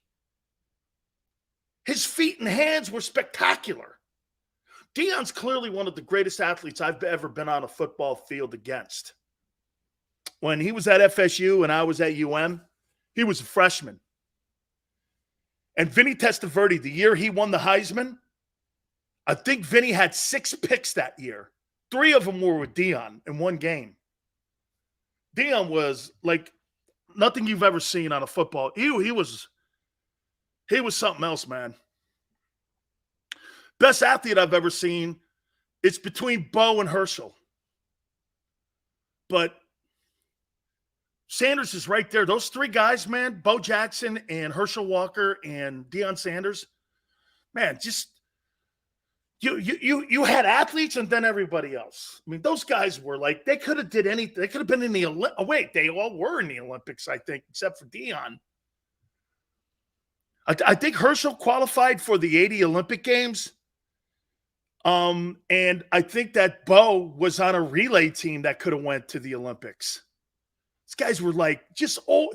Like there's nobody in sports today like those three guys. You know, DK Metcalf looks pretty kind of close to that kind of stuff.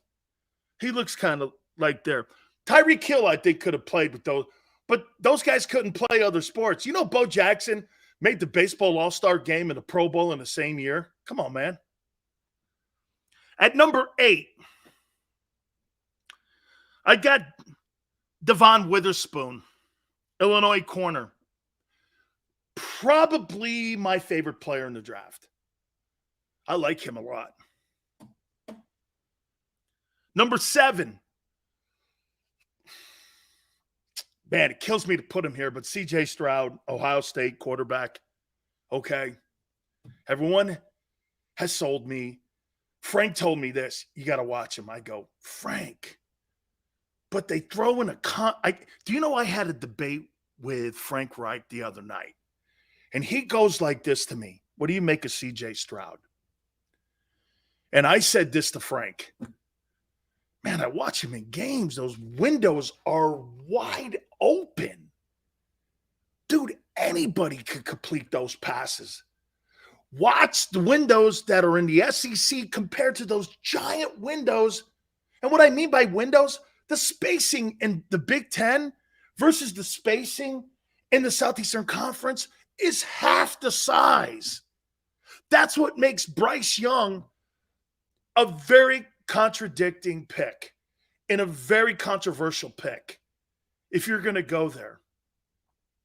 He is the best quarterback in the draft, and it's not close to the other guys. Can I tell you what I see when I see the other quarterbacks going in the first 10 picks?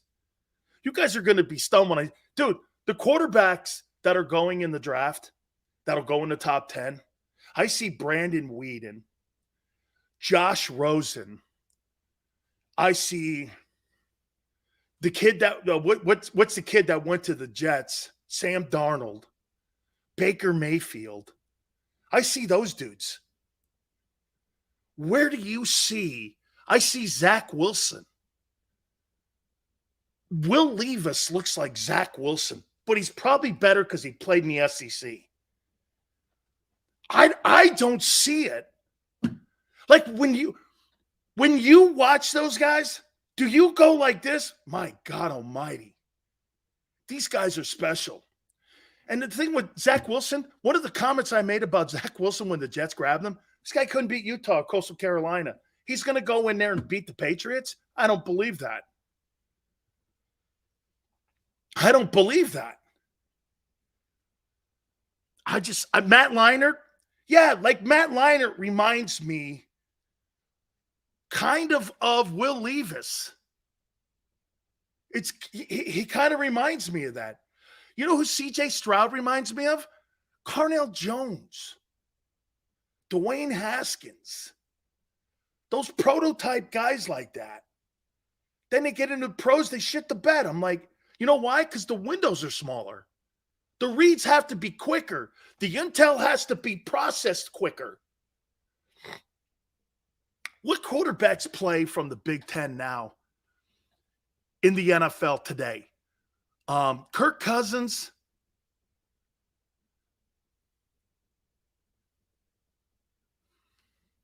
Nobody from Ohio State or Michigan. Nobody from Penn State.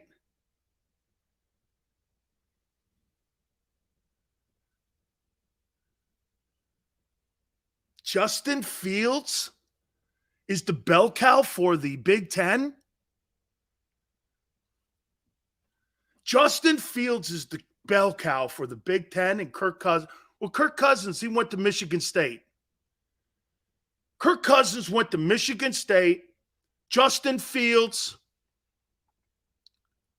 Who else from the Big Ten that's playing in today's NFL that starts?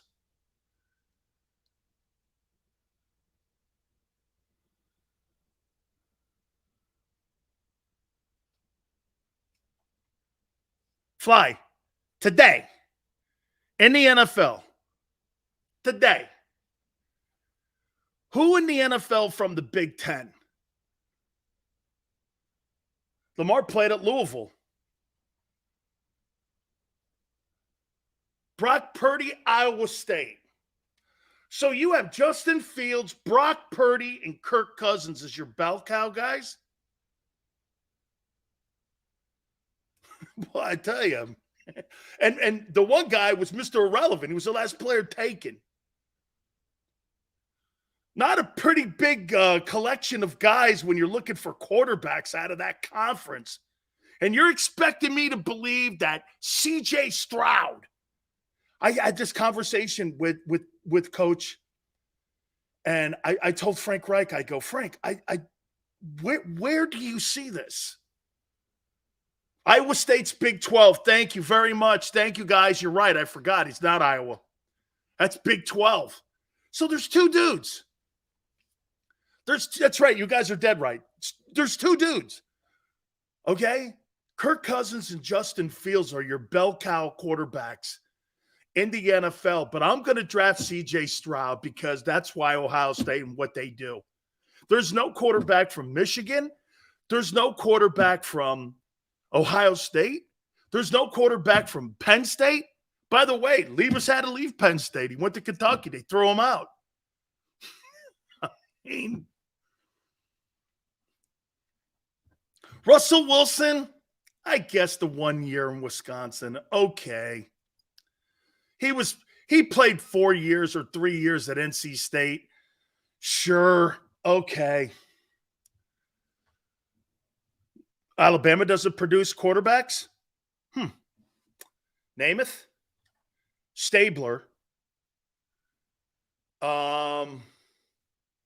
Didn't Starr go there too? Jalen Hurts.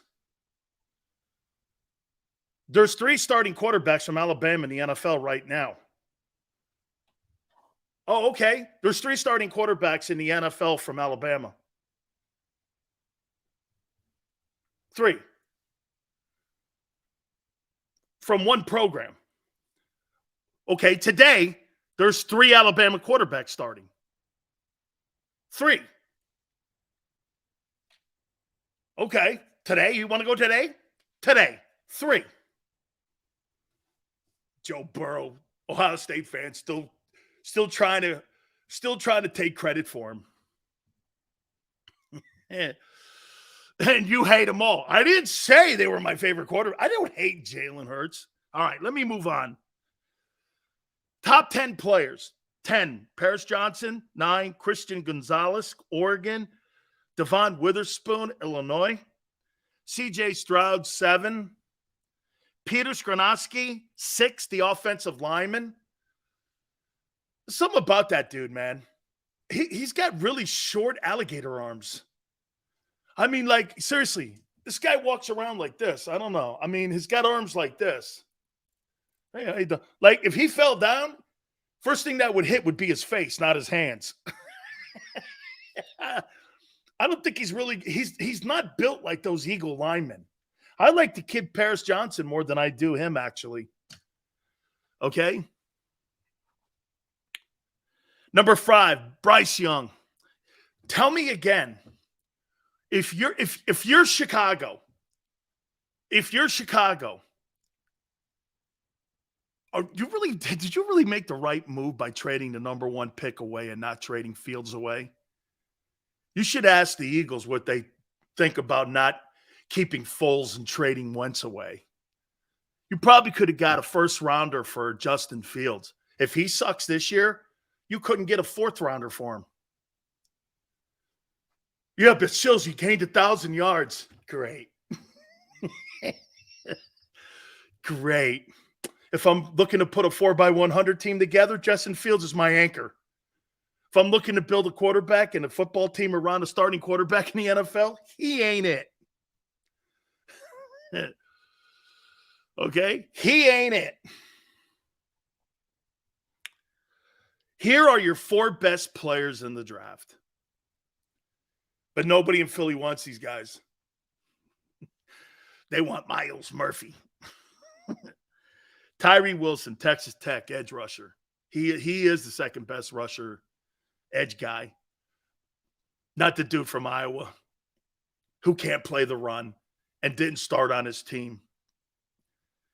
Number 3 is B.J. Robinson. Howie's not drafting a running back. It's not what he does. That's irrelevant talk. You're not in a rebuild. You don't draft a running back if you're in a rebuild. As a matter of fact, you wouldn't take a running back in the top 3 picks. Do you know Bill Parcells? Most of the time he was in a rebuild. Do you know Bill never drafted a running back in the top 3 rounds in his entire time as an executive with the Dolphins or head coach with the Jets, Patriots, or Giants? Do you know he never drafted a running back in the top 3? And his teams were dominant running attacks. The Joe Morrises, the Dave Maggots, the O.J. Andersons, the Curtis Martins. Okay? Martin got hurt his senior year at Pitt. Fell in the draft, he drafted him. But most of the time, Bill was in a rebuild. Except when he got to New York. Remember something about New York. Bill Parcells didn't build that Giants team. Ray Perkins built that Giants team. Ray's the one that drafted Sims. Ray's the one that drafted Lawrence Taylor. Ray's the one that drafted Van Pelt. Ray's the one that put that old line and everything together. Took the bumps and bruises. He's the one that hired Belichick.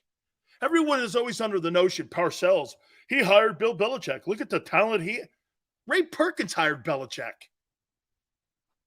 Bill was like the defensive coordinator or linebacker coach for Air Force. My family was so tied into the Giants. Robustelli told me all this. It wasn't Bill. Bill didn't draft Lawrence Taylor. He didn't hire Bill Belichick. Ray Perkins did.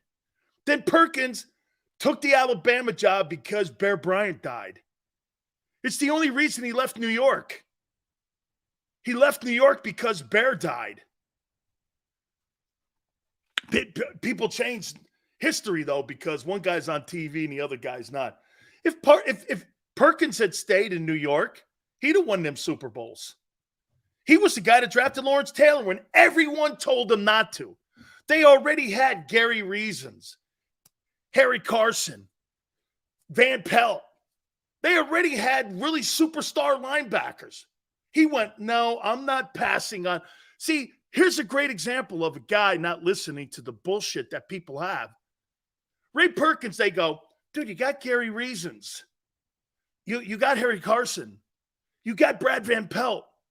You really need Lawrence Taylor? He goes, that guy right there is game-changing. And everybody in the building, including George Young, said, I don't know, man. Ray went like this. That guy is different. Sure enough, he drafts him. And the rest is history. The rest is history. And everyone's like, oh, Bill, he's the guy that motivated. It wasn't him, man. You think Lawrence Taylor needs any of that shit? BJ's third. So wait a minute. Get this. A lot of folks in the Philly media on the radio are saying this now. Well, Bijan, I'm not giving up that type of asset and paying that guy at number 10, even though he's the third best player in the draft. You'd rather have a guy at 10 who's the 17th best player in the draft? How does that help you? That's overdrafting. That's overdrafting. Most of the time when you're in the top end of the draft, every quarterback but Bryce Young is going to be overdrafted. And the quality guys that are in that top 10 are Jalen Carter, Will Anderson, Tyree Wilson, and Bijan Robinson. Those are the 4 best players in the top 10. But the quarterbacks are going to throw that off because, get this, that talent pool, in my opinion, the quarterbacks, probably the 3rd best grouping of players in the draft. But they're going to, Will Levis, if you went fundamentally, if you had to have a pickup football team, or you had to pick the best players, do you know where Levis would be drafted? 25? Do you know where Anthony Richardson would be drafted? 47? Instead, he's going to be taken 4th. They're going to take that guy 4th. And you're going to fall right onto Josh Rosen's sword. There's not a chance that guy's successful. And if it is, it's a dart being thrown in the dark that hits the bullseye. You land on that shit sometimes. Mississippi Valley State. How many players have come out of Mississippi Valley State that were Hall of Fame type players like Jerry Rice? How many great players have come out of Alcorn State outside of Steve McNair? How many people have come out of Texas A&I like Darryl Green? You land on them dudes. The dart in the dark hits the bullseye sometimes. Okay? Sometimes it hits. I just look at these quarterbacks and go, dude, I pray Anthony Richardson gets up there. Shit, I'm hoping this kid Hooker gets up there. Because that means those great players could slide down to 10. And then you could get a decent player at 10. For me, I want a decent player at 10. I'll trade 30. Get rid of 30. 30 is the less value pick. It's probably a starter, though, if you take him. But the 30 pick, that 10th pick has so much value to it, especially if quarterbacks start falling. I mean, think of how Aaron Rodgers fell all the way down into the 20s because everyone looked at Alex Smith. Name me one quarterback that Urban Meyer has ever produced that was a good quarterback in the NFL. Alex Smith, okay. I wouldn't call him a superstar. He's had one guy, Alex Smith. Alex Smith, and the rest of them,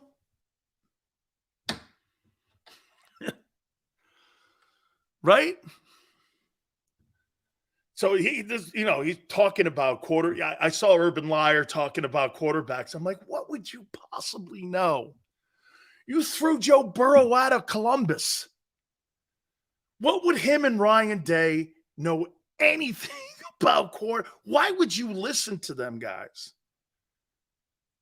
Here, let's look at Lincoln Riley's record. Look at the quarterbacks that he has had under his, and from what I understand, I guess Howie respects him. Okay. So let me get this right. CeeDee Lamb,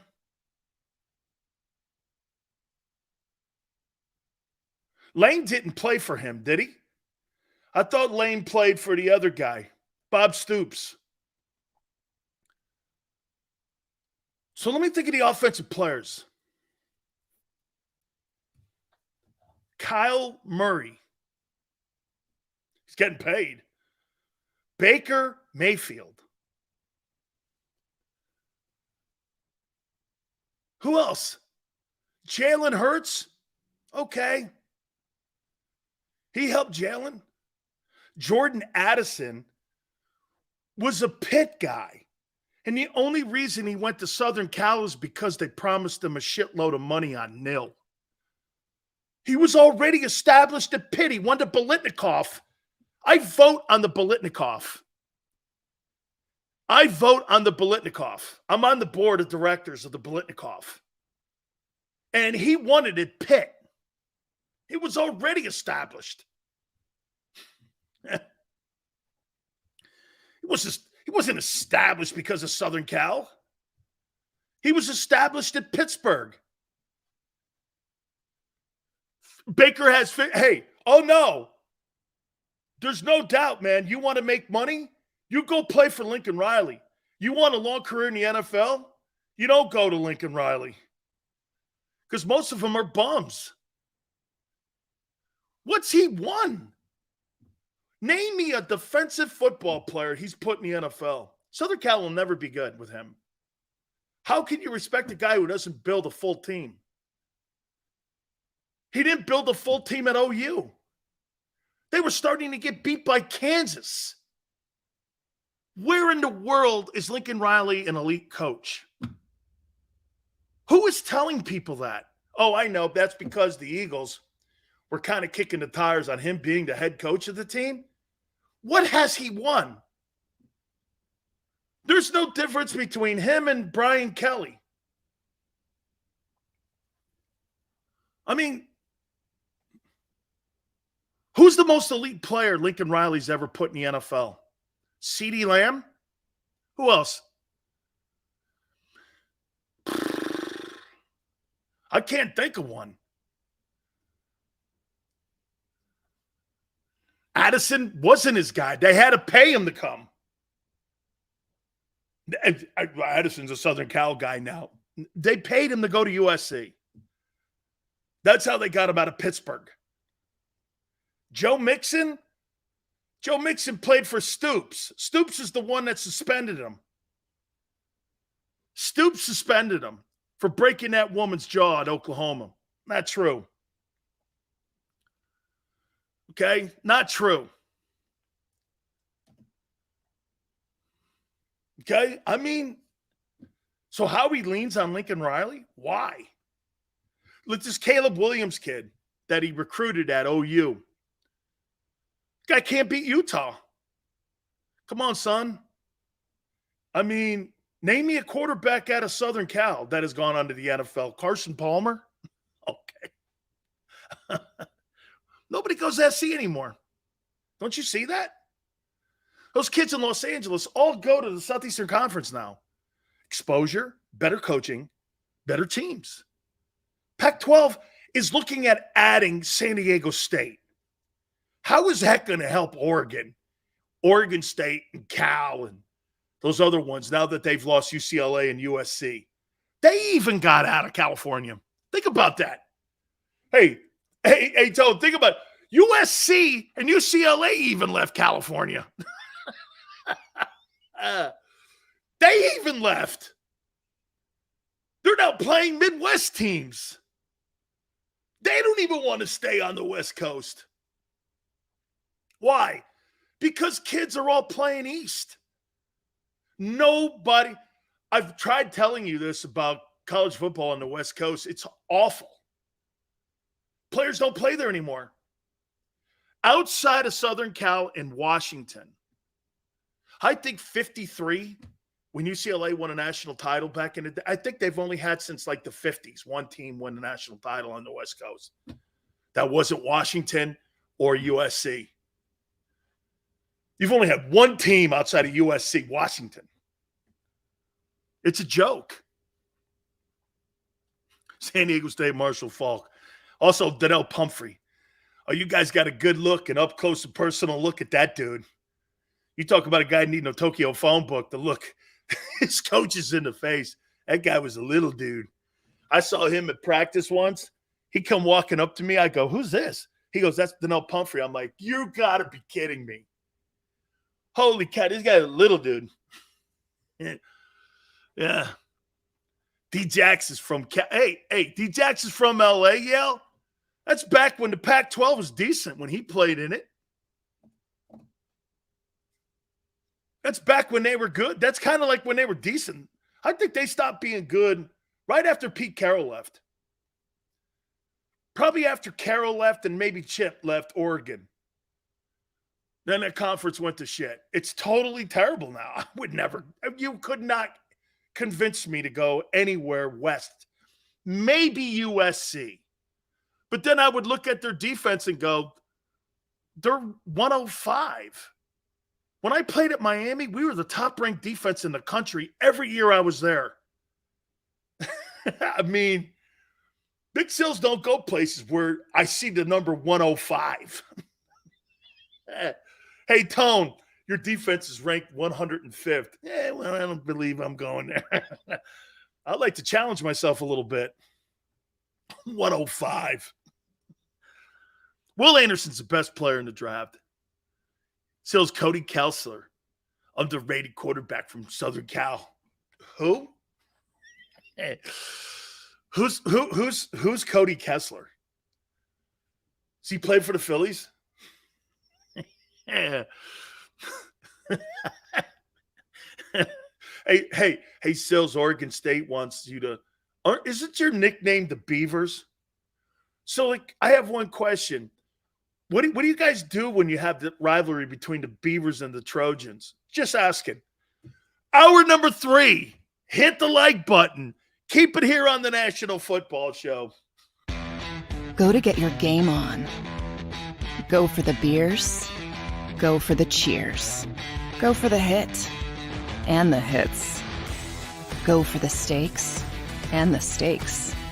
Go to get your parlay on. Go to get your party on. Go for the scene. Go for the screens. Go for the gallery. Go for the win. Go to Ocean. Visit theoceanac.com to plan your visit. When it comes to the fight against insurance companies, large corporations, and the healthcare industry, injured victims are always the underdog. But that doesn't worry us. At Messa & Associates, we're an injury law firm from Philadelphia, and we come to fight. Our clients know that they've got representation with a chip on its shoulder, and it's the same chip that makes Philly the toughest city in the country. Call 215-568-3500 or visit us online at messalaw.com. Messa & Associates, the toughest injury firm in Philadelphia. Heading down the shore, have a ball once more. Here, imaginations run wild and time stands still. Because here, you can find the best of the Jersey Shore, all on one 5-mile island. So leave the old you behind and get lost in the woods. Wild, wild, wildwood days.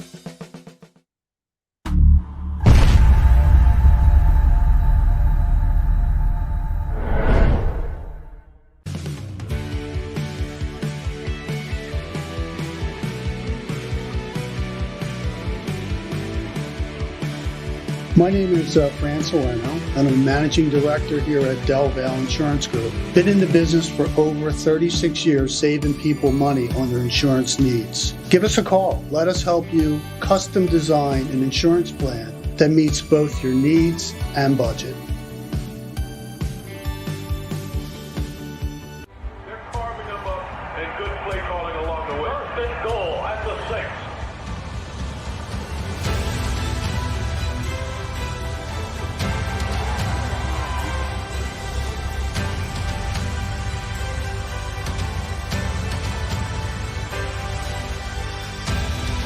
On the field of life, First Trust Bank is there for you Champions on 3. 1, 2, 3. because Philadelphia dreams deserve a Philadelphia bank.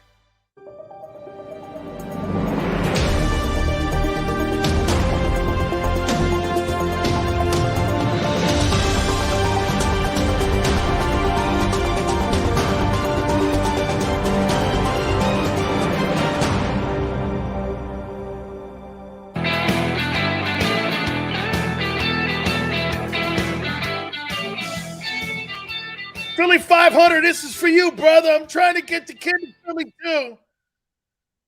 But all the old geezers don't want him to go. This is for you, Philly 500. See? Dude, you should have this. I owe you a hat already. I want to show you something else. I gotta send a box out. I had to sign this box, and I haven't sent it out in like 2 months. I got to send this Miami helmet out, and I gave him a picture, I gave him a picture. Big sales, how you done? So, oh, by the way, the Crimsicles are back.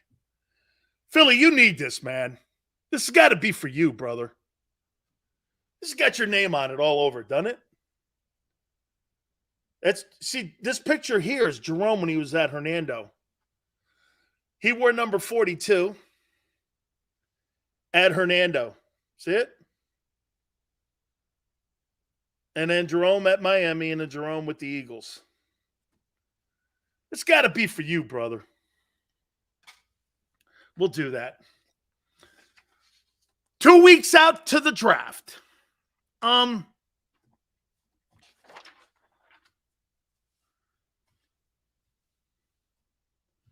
said this yesterday. I still don't know.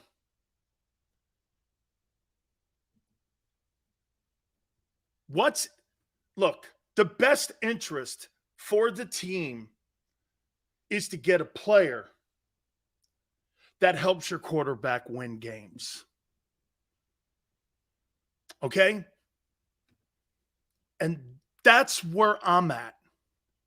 By the way, it could be Bijan Robinson, Fred Robinson, Bob Robinson, Jackie Robinson. I don't care who it is. If that player helps Jalen win the Super Bowl, isn't that what this is about now? People are going, well, Dan, you're a suspect with the defense, right? I go, yeah. But I'm pretty confident Howie's going to make a trade. Not draft a guy. How many people believe what I just said? Do you have more confidence in Howie making a trade for a player or drafting one on defense? Smokey, I'm good with that, brother.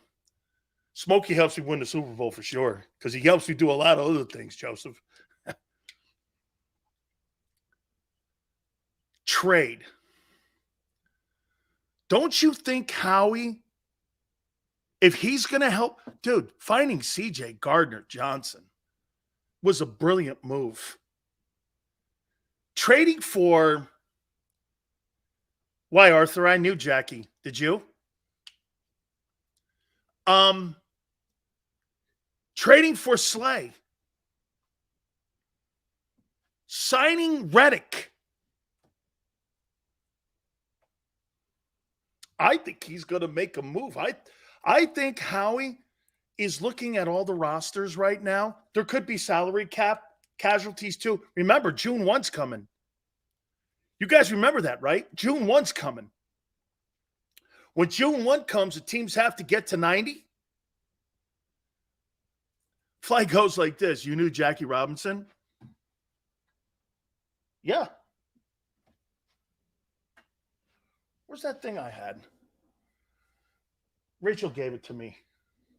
Oh, here it is.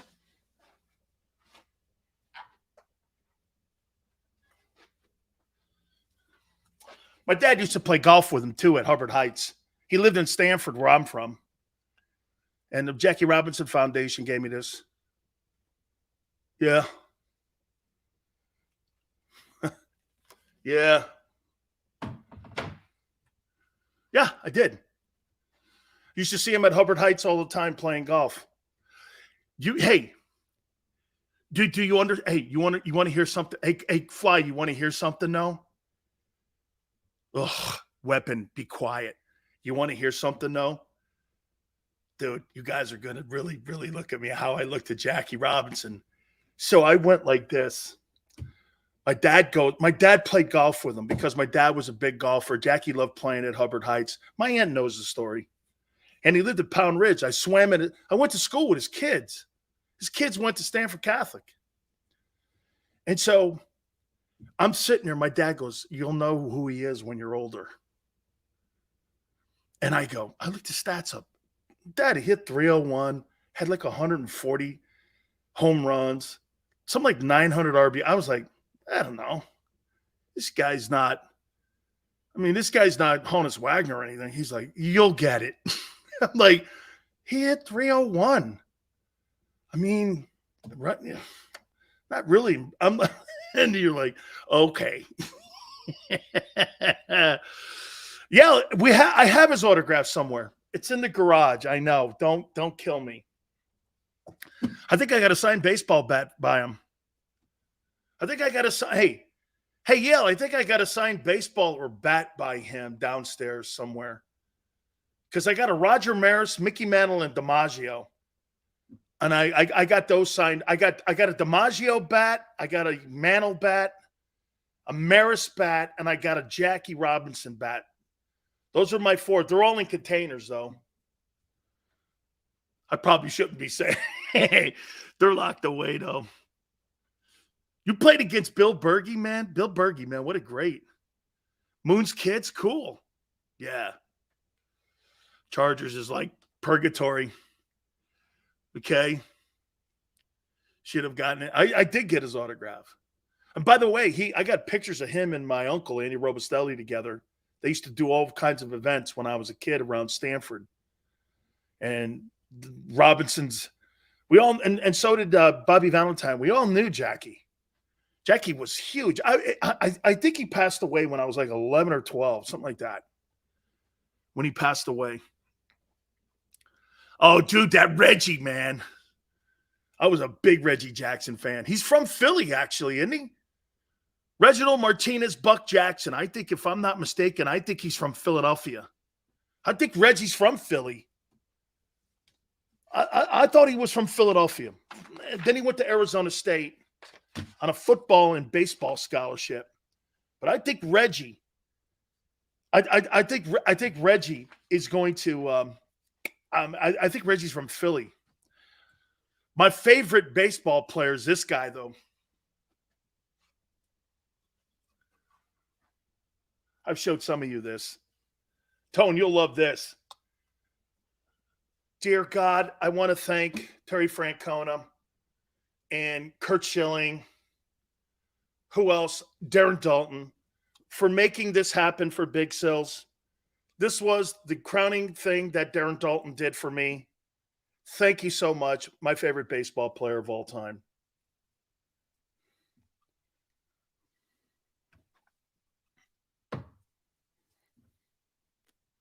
You guys know who that is? You guys know who that is? You guys know who signed that baseball?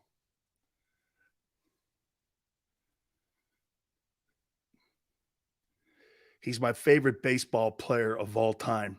Fly got it. It's Dick Allen. Wampum. Darren Dalton goes to Dick Allen. Dick, come on. Rich, come over here. I think he called him Richie. I was like, who's Richie? He goes, Richie Allen, jackass. I go, Richie Allen? He goes, yeah, Richie. Dick Allen. You stick with Dick Allen. Yeah. He goes, you just stick with Richie, come over. So they called him, his close friends called him Richie Allen. He goes, sign this baseball. Threw a baseball for me, and Dick Allen signed it for me. He was Rookie of the Year in '61. Oh, man, I love Dick Allen. He would talk shit to Philadelphia's sports fans by putting that shit in the dirt on first base. He had a love-hate relationship with you guys. I had him on my program numerous times. And Dick Allen used to go, oh, man, I used to tell people, kiss my ass and shit. I'd write it in the dirt. Yeah. Dude, one vote away from going to the Baseball Hall of Fame on the vet. Oh, man. Broke my heart, man. And then he passed away a couple years ago. Oh, man, I love Dick Allen. Before he passed away, he started following me on Twitter. I was talking back, and I go, hey, man, you know you're my favorite ball player. Oh, my God, I love Dick Allen. Him and Reggie, I thought were just – and then Dick Allen won the MVP, I think, when he left Philly in '73 with the White Sox. And he was great in Chicago. Arthur, thank you. Oh, Arthur, I've got so much dumb shit. My wife comes here and she goes, dude, take some of that stuff out of here. Will you please? I've got so much stuff. I found a Jack Nicklaus signed like picture he sent me. I've got a Bill Russell picture signed. It's crazy. And people give it to me. I got 5 Ted Williams baseballs. Hey, Yale, I never got this. So I'm in Tampa covering the Rays, right? And Ted Williams walks into my studio. And his wacko kid. They got a ton of baseballs. And I look at the Rays guys and I'm like, why is Ted Williams with you guys? Well, we got a Hall of Fame at the Trop. You got a Ted Williams Hall of Fame at the Trop? He goes, yeah. I'm like, why? Yeah, have you seen the Gordie Howe one? Yeah, have you seen the Gordie Howe? Have you seen my Gordie Howe? I'll get back into it. I promise. We'll get back into the draft here in a second. Have you seen my Gordie Howe signature? Have you seen this thing? Have you seen this? Oh, you got to see this Gordie Howe. Hang on, Tone. Hang on for a second. I got to get this.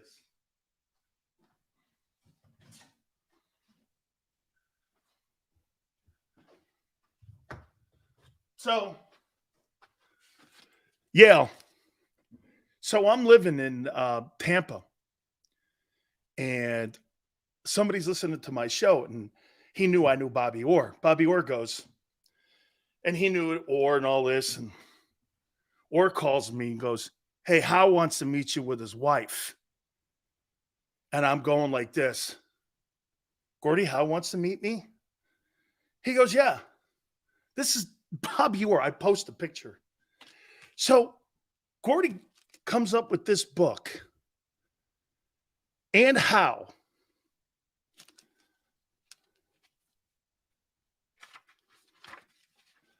And in the book, to my wife and Dan,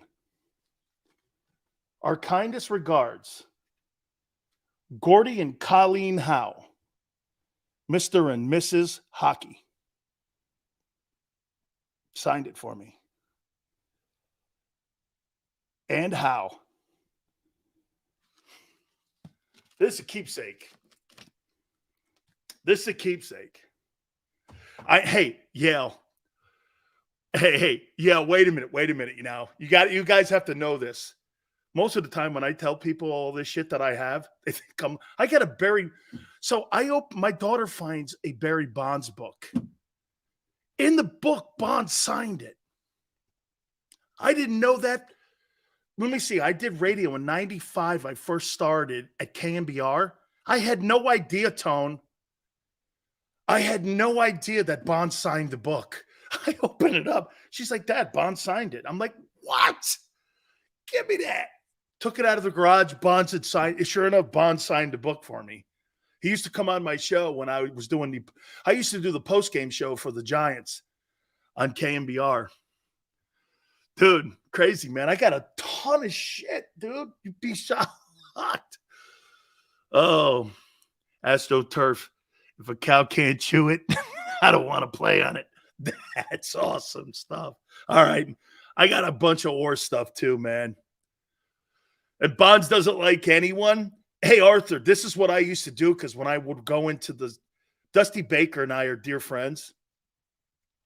And Dusty, when he was managing the Giants, I used to do the postgame show. And then I had an afternoon show in San Francisco. So I'm me being an ex-athlete. I know some guys are they're just dicks one day, and sometimes they're not. Sometimes they're okay. Sometimes they're this. So I'm sitting there, and here's Dusty. Here's Dusty going like this. Not today. So I'm sitting there. Everyone's getting this. You remember Pedro Gomez? He's getting destroyed by Bonds. You mother Bonds is just killing him. He sits next to me. He's sweating. And I don't say shit to him. He goes, well, how come you haven't said anything? He goes, because I know who you are. And he looked at me, he goes, what's that mean? I said, look, man, you're in this mood. I wouldn't ask you for a glass of water if I was dying. Yeah. He looked at me, he goes, well, that's because you're an athlete. I said, well, here, why don't you do this? Why don't you go get Jeff Kent to give you a glass of water? He starts laughing. I said, well, make sure there's not like a Confederate flag on that cup if Kent gives it to you. Kent heard me say that. He comes flying over to me. I go, you don't want none of me. Don't ever raise your hands to me, hon. Don't ever do that again. You raise your hands again to me, hon, you're going to have some problems with me. He said, you calling me a racist? I go, no, Bonds did. Bonds goes, what? Dude. You see, Bonds knew. Bonds knew that I knew. Ken Griffey Jr. and Barry Bonds and I were having a conversation on the air on my show one day. And this is what I said. Why wouldn't Barry Bonds and Ken Griffey Jr. know racism? They grew up in a dugout. Think about this. All you did was grow up in a dugout in the 70s when you were Bonds and Griffey Jr. All you saw was racism towards their fathers, Bobby Bonds and Ken Griffey Sr. Sr. played in Cincinnati, one of the most racist cities there is. Bonds' father, all he ever knew was racist conversations being thrown at him. Why wouldn't those guys were raised in dugouts? They were raised around their dads.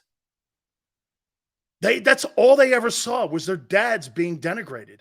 Why wouldn't they have pause when it came to reporters? Because saw their pops go through it. That's all they ever knew. Okay, that's all they ever knew was racism.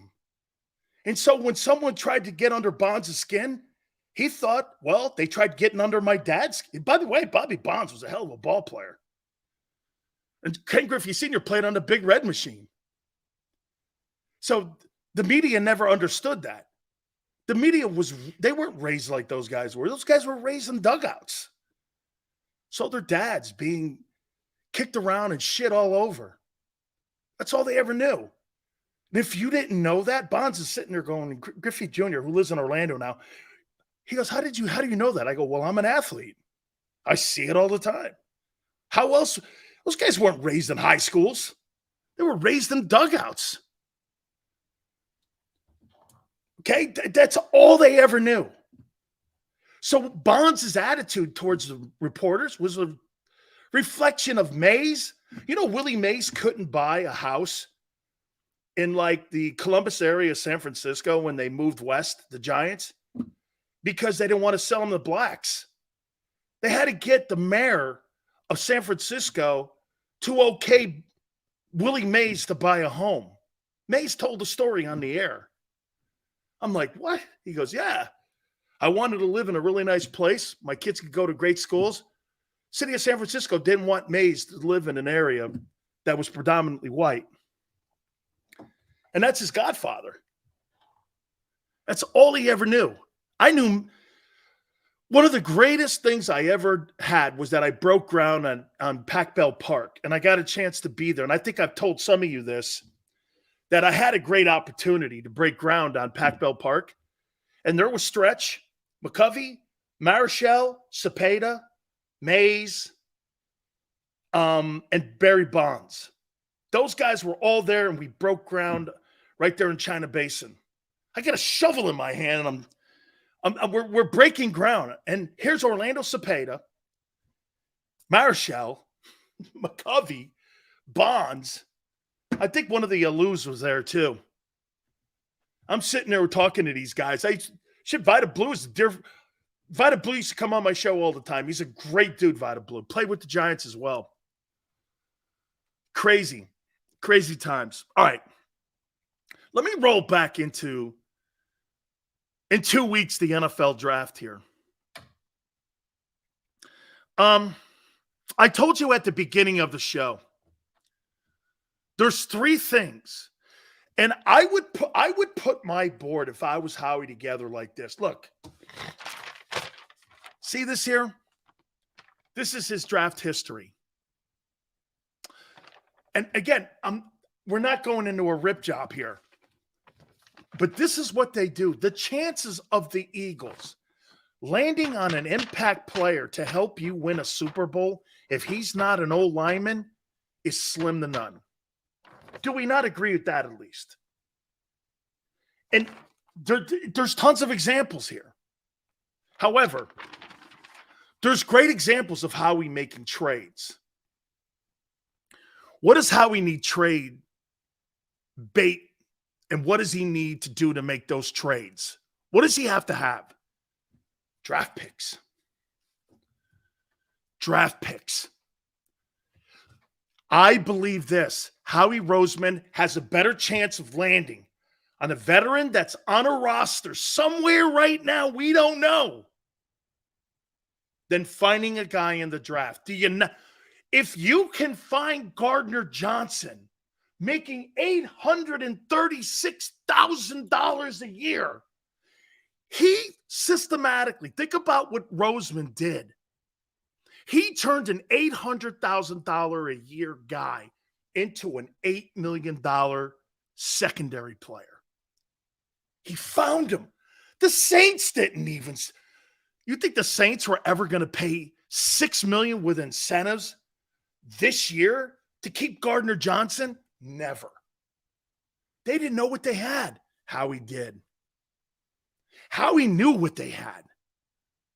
I believe this because he's got a track record of this. Slay was good in Detroit, but I think they gave up on Slay because they never really thought he was a good man coverage cornerback. And Patricia liked to play man. That's what they play in New England. They like man coverage up there. They don't like that zone coverage. See, Belichick is still caught in the 90s and 2000s with that man coverage because I'm starting to think what other people are starting to do now. Hey, maybe Gannon's onto something in the rest of these coordinators.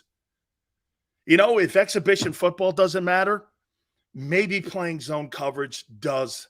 Because look, watch this. Think about what the talent, even though I don't like your talent on defense, do you not agree with me this? Well, Sills, who are the quarterbacks in the NFC? Say the Eagles get to the playoffs. Who would the Eagles face in the playoffs? That's a quarterback that makes you nervous. Kirk Cousins? Dak? Maybe. Stafford? Who would? Purdy? Purdy wouldn't make me nervous. The team would. The Niners would. I don't know if he would. Let's see what he does this year, right? My point is, maybe you don't have to have the same talent you had a year ago. There's really no threatening quarterbacks or who the biggest threats, I think, in the NFC this year are Dallas, I guess Minnesota, San Francisco, Seattle, and who else? Who are the five biggest threats to Philly? And then it pretty much answers your question about what type of defense you have. If you're in the AFC, I got to play Burrow and Allen and Lamar as of now. Now Rodgers, Mahomes, Herbert. I got to play all of those guys. All of those guys are threats to beat you. Shit, the Colts beat the Chiefs last year. Okay, but who, if you're looking at the NFC now, what's the biggest threat? Niners? Here, let me write them down. A big pick, and that's a good one too. I'll get to that. 49ers? Vikings? Cowboys? Seahawks? Saints? No way, Bears. So look at the quarterbacks. Derek Carr, Geno Smith, Dak, Kirk Cousins, and Brock Purdy. Not a gauntlet of quarterbacks that make you stay up at night. So if you're the Eagles, doesn't it make more sense to just pack that offense as much as you possibly can? Let Howie go out and find some edge rushers like he did a year ago, some linebackers like he did a year ago, some safeties like he did a year ago, and do this. Play that zone coverage. Because you know why? Purdy's going to make a mistake. Cousins always makes mistakes. Carr always makes mistakes. Dak led the NFL in interceptions last year. And Geno is probably the best of the bunch.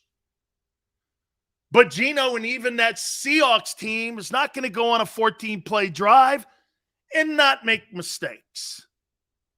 So if you're Philly, why not get one player that, hey, to me again, if it's not Carter, here's the pool. If it's not Jalen Carter or Will Anderson, get a guard. Get a guard. Or get B.J. Robinson. A wide receiver doesn't. Here, I'm going to throw something out at you too on Quez.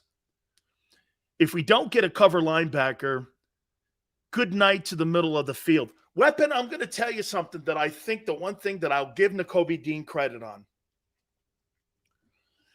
Nakobe Dean kind of reminds me of a cover 2 linebacker.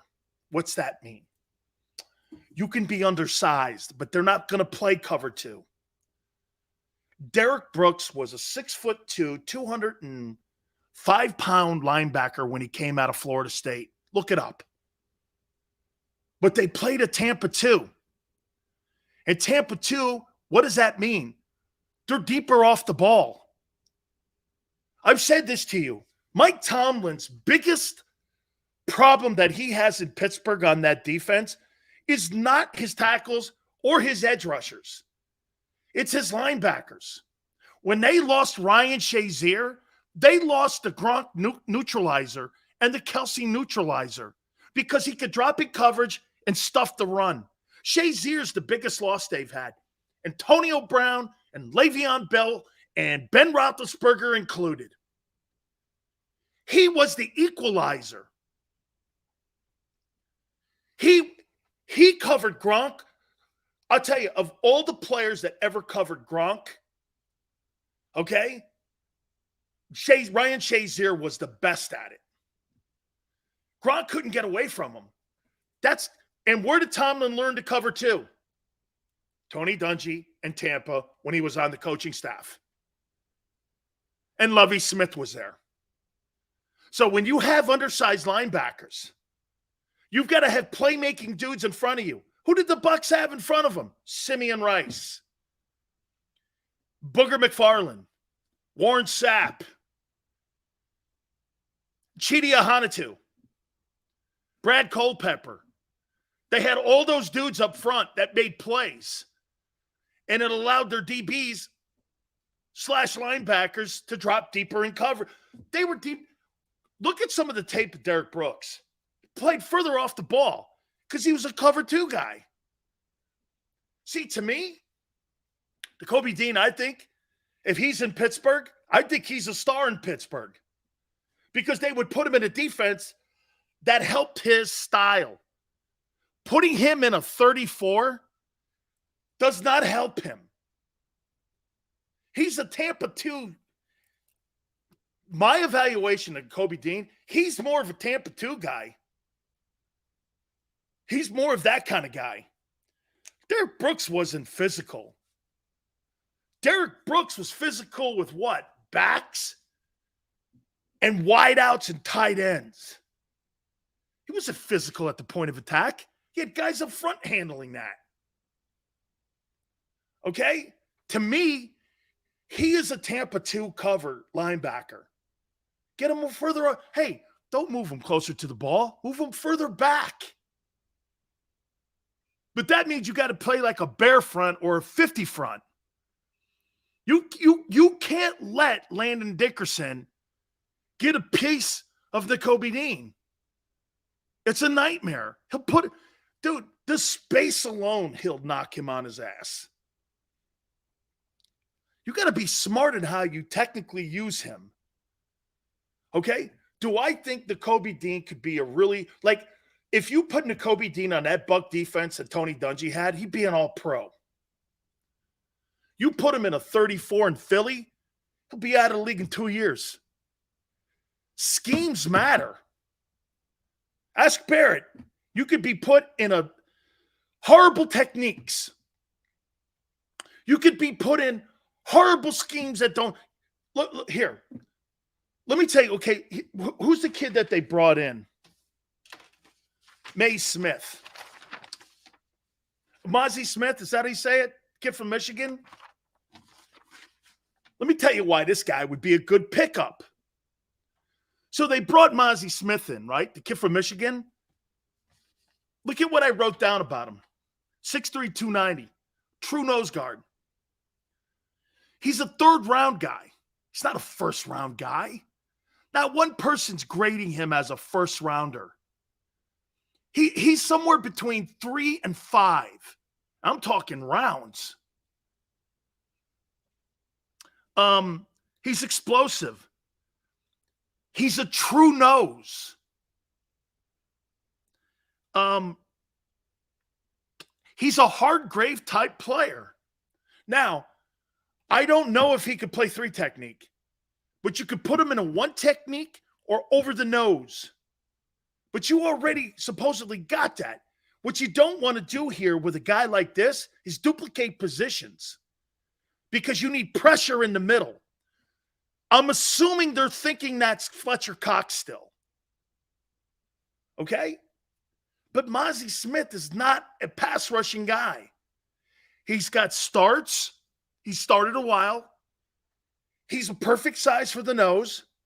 And I think if you're going to play a 34, this guy would be a great sign in the 3rd round. Not overdrafting. He's going to play for you. He could start for you. And then if you want to go forefront, you could put Fletcher in the 3, put this guy on the 1. And unfortunately, in my opinion, Jordan Davis would be the swing guy. That's not what the Eagles want, though. They're probably going to sign, if they drafted this kid, they would draft him for depth.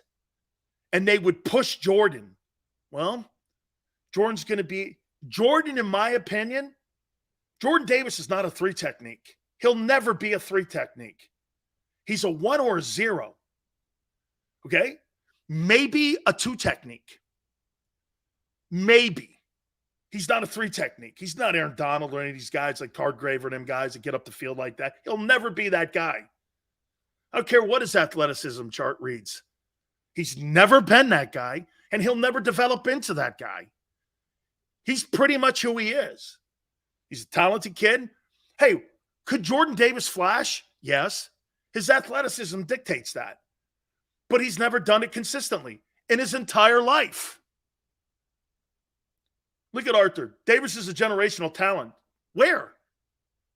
Most tackles he ever had was 20 at Georgia and 9 sacks. None this year.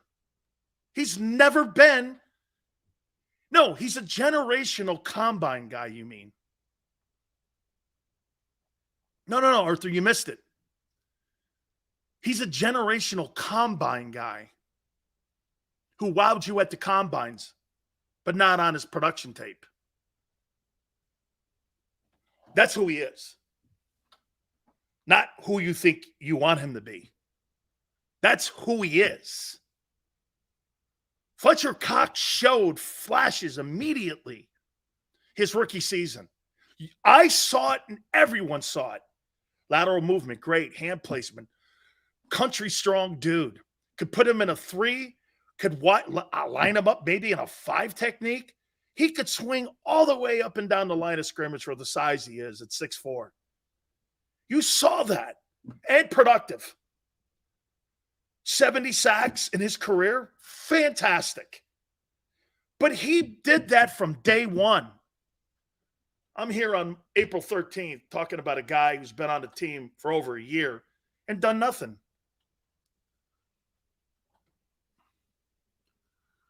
Okay? Seals, would you swap first with Tampa with adding Devin White Here's the ultimate dream, Jesse. Here's the dream, okay? At 10, I trade out of 10. I send a 30th pick. No. I get Jalen Carter at 10. I send a 30th pick to Tampa for Devin White. I win the draft. I win the draft.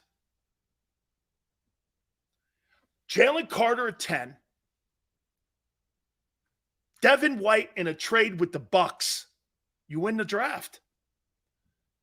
You would have had a better draft than you did a year ago. And that's getting A.J. Brown.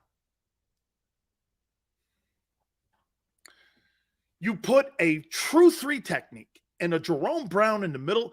You would have Jerome Brown and Fletcher Cox as your tackles. With the heir apparent to Fletcher and Jordan, and that Fletcher and Jordan, Jalen Carter, and then get this, you slide Davis in. Dude, I don't mind Jordan Davis playing behind Jalen Carter and Fletcher Cox. I mind if this kid, not Mozzie Smith, walks in and starts starting over Davis, then you got a problem. Despite requests, Bucks have no plans to trade Devin White. Well, let's see this vet when it gets closer to the trading deadline. And by the way, that's great for Jason Light to say that. But having a conversation with Jason Light, you know, they're like $40 million of dead cap money they have to get rid of. They have to dump a shitload of money. And he's looking for a long-term deal. He may not report to camp. Look at what Yale says here. Are you going to pay White $20 million a year? Does that put me in the NFC Championship game, Yale, that $20 million? Here, let me put it back on you, Yale. If signing Devin White for $20 million and getting Jalen Carter at 10 put me back in the NFC title game, would you do it? Would you do it?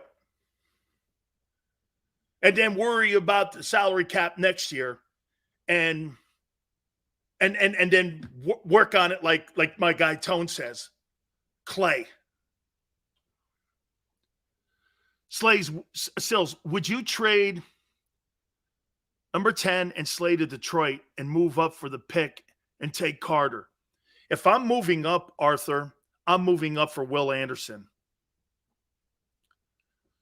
I'm moving up for Will Anderson. Now, the thing with Chicago, why would Chicago want to take a gamble on Jalen Carter when there's no leadership in that building yet at all? I think you got to go Tyree Wilson, edge rusher, man. They just lost Robert Quinn. They signed 2 linebackers. They let Roquan Smith go. Talk about a team that just never gets anything right. My God, the Bears are awful in the draft. So you let go Roquan Smith. Okay? Then you spend $200 million almost, $150 million on linebackers. You get rid of Robert Quinn. You have no edge rusher, and you get rid of Hakeem Hicks too. You've gutted the whole team. They need an old lineman or edge rusher. It just doesn't make sense. Why? And then you bring in a guy who has some question marks into a play. Watch this, Jalen Carter into Philly. I'm okay with that. I'm okay with that. Jalen Carter to Chicago? I don't know. That's a remedy for disaster. It's a remedy for disaster, man. And hey, and if I'm telling you this, the Bears at 7, should the Bears trade out of 7? Trade down with, how about if the Bears requested to trade to 10? They want your 10th pick. Because here, get this. If you trade down to 10, you're still getting your edge rusher. And they request to go down there and they want to get somebody there. Because they want to take an old lineman. I don't think they want to take an old lineman at 7. Do you? If I'm going to take an old lineman, I'm not going to let Skornowski get out of the top 10, so I'll go to 10. Hey, Bucks or Eagles, I'll give you a second rounder and your 10th pick and the 7th pick. You move up to our spot. Nah, we're pretty comfortable where we are. See, after a while, get this. Some people will go, but Sills, that's the 7th pick. You're the one calling me. You're the one asking me for the trade. That's why you got to be patient here. Dude, I think they're taking a ton of calls. Bears are at 9. Okay. Bears are at 9. Shit, that's perfect. Oh, let's go 10. We'll get our old lineman. And you have a gentleman's agreement. You're going to take Jalen Carter at 9. Bears take their old lineman at 10. And you get another pick out of the Bears, probably a 4th rounder, because you don't want to get too crazy, but the Eagles don't have a 4th rounder. Then you're adding equity when you want to go and make a deal to find a linebacker or a safety like he did in the offseason. Look at how late he worked. It was 9 days before the start of the season before he turned an $800,000 player into the $6 million man in C.J. Gardner. Howie turned an $800,000 player 9 days out from the start of the season into the $6 million man. That is keeping your shit together. Remember they tried to get that kid from San Francisco? They brought him in, and he was a stiff. They got rid of him right away. And he calls up New Orleans. Hey, what about Gardner Johnson? Gardner Johnson? Yeah, okay. This year, the Eagles will get the tight end special. What is your thoughts about linebackers coach out of Temple? Weapon, I would say this to you. When it comes to hiring coaches and it comes to putting people on coaching staffs, I think the Eagles are exceptional. And to me, Doug Peterson was wrong here. Doug was wrong. At the end of the day, Doug Peterson was wrong to have that battle with Howie over assistant coaches and some say in personnel. He was wrong. Well, maybe not so much the draft, but when it came to making deals, if he was bitching over the deals and trades, he's wrong. And if he's talking about assistant coaches, they've done a pretty good job of putting – look at the NFL coaches that are in the league now because of the places that they started in Philly. Or even look at the executives. Andrew Barry, Joe Ferguson, or Joe Douglas, the guy at Pittsburgh. I mean, they do a good job hiring. So if you want to start having conversations about whether Doug was right or wrong, I think at the end he was wrong. Okay? Because they have done a nice job at hirings. Even the stupid-ass Chip Kelly hire. He didn't have a losing record. Okay? Roland, Doug really wanted to keep the OC. At the end of the day, though, is that a battle you really want to fight? If that's the battle you really want to fight, you need to go somewhere else. And he did. And now he's got the autonomy to do that. And he built up the equity in the league to do that by winning that Super Bowl. And he sure has shown it in Jacksonville. He's turned the culture around. He's turned Trevor Lawrence around. He's done all that. Okay? McMullen said that Rager was a Doug and coaching pick. Whew. So of all the picks in the NFL draft, Jalen Rager was a Doug Peterson pick? Wow. That's the first I heard of that. So Howie turned over a first-round pick to Doug.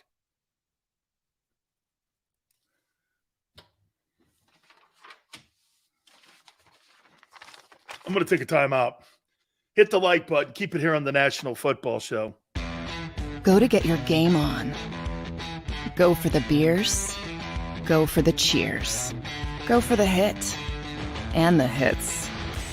Go for the stakes and the stakes. Go to get your parlay on. Go to get your party on. Go for the scene. Go for the screens. Go for the gallery. Go for the win. Go to Ocean. Visit theoceanac.com to plan your visit. When it comes to the fight against insurance companies, large corporations, and the healthcare industry, injured victims are always the underdog. But that doesn't worry us. At Messon Associates, we're an injury law firm from Philadelphia, and we come to fight. Our clients know that they've got representation with a chip on its shoulder, and it's the same chip that makes Philly the toughest city in the country. Call 215-568-3500 or visit us online at messalaw.com. Messon Associates, the toughest injury firm in Philadelphia. Heading down the shore. Have a ball once more. Here, imaginations run wild and time stands still. Because here, you can find the best of the Jersey Shore, all on one 5-mile island. So leave the old you behind and get lost in the woods. Wild, wild, wild wood days.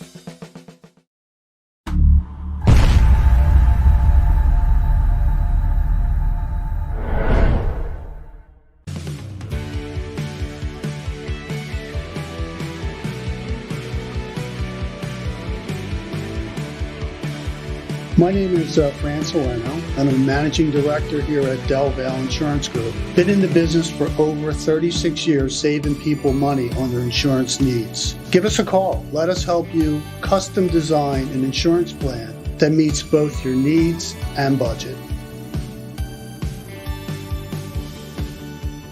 They're carving them up and good play calling along the way. First and goal at the 6.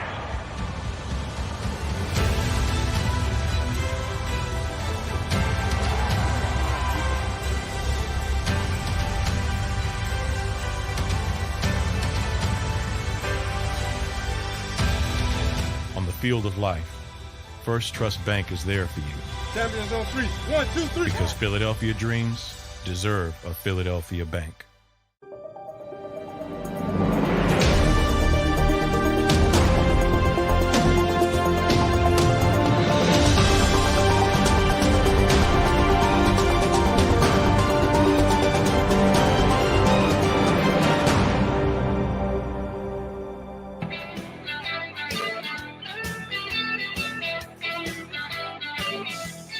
Big Sales National Football Show. So check out the new rumors going around the Patriots when it comes to Bill Belichick's future. It's being reported now that after the draft, Nick Caserio is going back to New England. And that's because Kraft wants to hire him back as the director of personnel. So you're going to take some of the power out of Belichick's hands by bringing Nick Caserio in?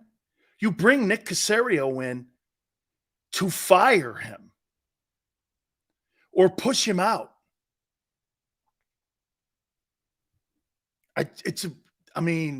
Keep an eye on that. If Caserio goes back to New England on the behest of the owner, they're making plans to get rid of Belichick or to push him somewhere in the front office. So, I heard that this morning, and I'm like, okay, you're going to start taking power away from him now? That's the first sign of you being told that, hey, you got some pressure on you to start winning. They haven't had a playoff win since Brady left. Okay? They haven't had a playoff win since Brady left. Look, Bill's resume will never be destroyed. He's built the greatest resume for a coach in anybody in history. Okay? Anybody. He's drafted players and quarterbacks that are still playing in this league today. And it'll never be, but the ending sometimes, what's that old saying? If you stay too long, you become the villain. That's kind of what's happening here. You see, he wants that record of Don Shula, most regular season wins. Who cares about that? You got the most postseason wins, the most Super Bowl wins. Who gives a shit? So you won more regular season games. Congratulations, Don. But at the end of the day, Don Shula even failed.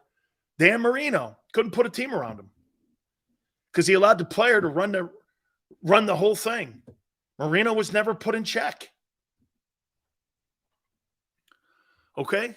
I mean, so Caserio going back, I think is big news. I think it's the beginning of the end when you're talking about the replacement for Belichick. Personally, if that were me, I would do everything in my power to get Mike Vrabel up there. Vrabel was the one that ended the Brady-Belichick dynasty. He's a former player. He's an NFL Coach of the Year. He's a Patriot. To me, that's the guy. That's the guy that takes over for Bill, in my opinion. Another defensive guy. Mike Vrabel makes all the sense in the world as the replacement for Belichick. The respect of a former player.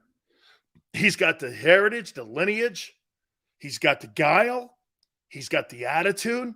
Tell me Mike Vrabel doesn't look like the heir apparent of Bill Belichick in New England. Okay?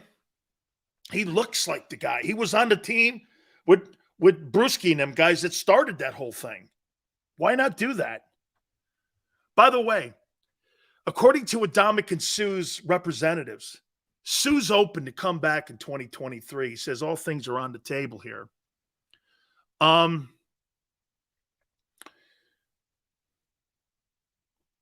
Would you invite Sue back? Would you bring Sue back? I think he had something like 10 tackles, a sack. I thought the role they had him in, I thought he was great. I thought he was great in the role, but it was $3 million. The price has to be right, Tone said. And remember something. The Eagles paid him. I think they may have prorated it, if I'm not mistaken. I think they prorated the $3 million because I think he came halfway. Am I right when I say this? It was either after the Tennessee or after the Pittsburgh game that they signed them two dudes. It was either Tennessee or Pittsburgh that they brought those two dudes in. I'd be open to bringing Sue back. Linville too, man. I think those guys were good. I think those guys in their roles were good. Also, he's one that knocked out the third quarterback in the NFC title game. Wait a minute. Hey, Tone. Dominic Sue taking quarterbacks out, legal or otherwise. Okay? Hey, I actually like that. Even more so now that I think about it. Okay? I like that. I don't have a problem. And by the way, like you said, you bring him back. All things are open. He doesn't pan out. You get rid of him. I mean, somebody like Sue is going to cost you $2.5 million. But I would wait. I would wait into the season. I'd give it a shot and see what I got. I think that's kind of what they'll do. But I don't think Howie would have a problem going one or the other. I think one or the other. I'd rather have Sue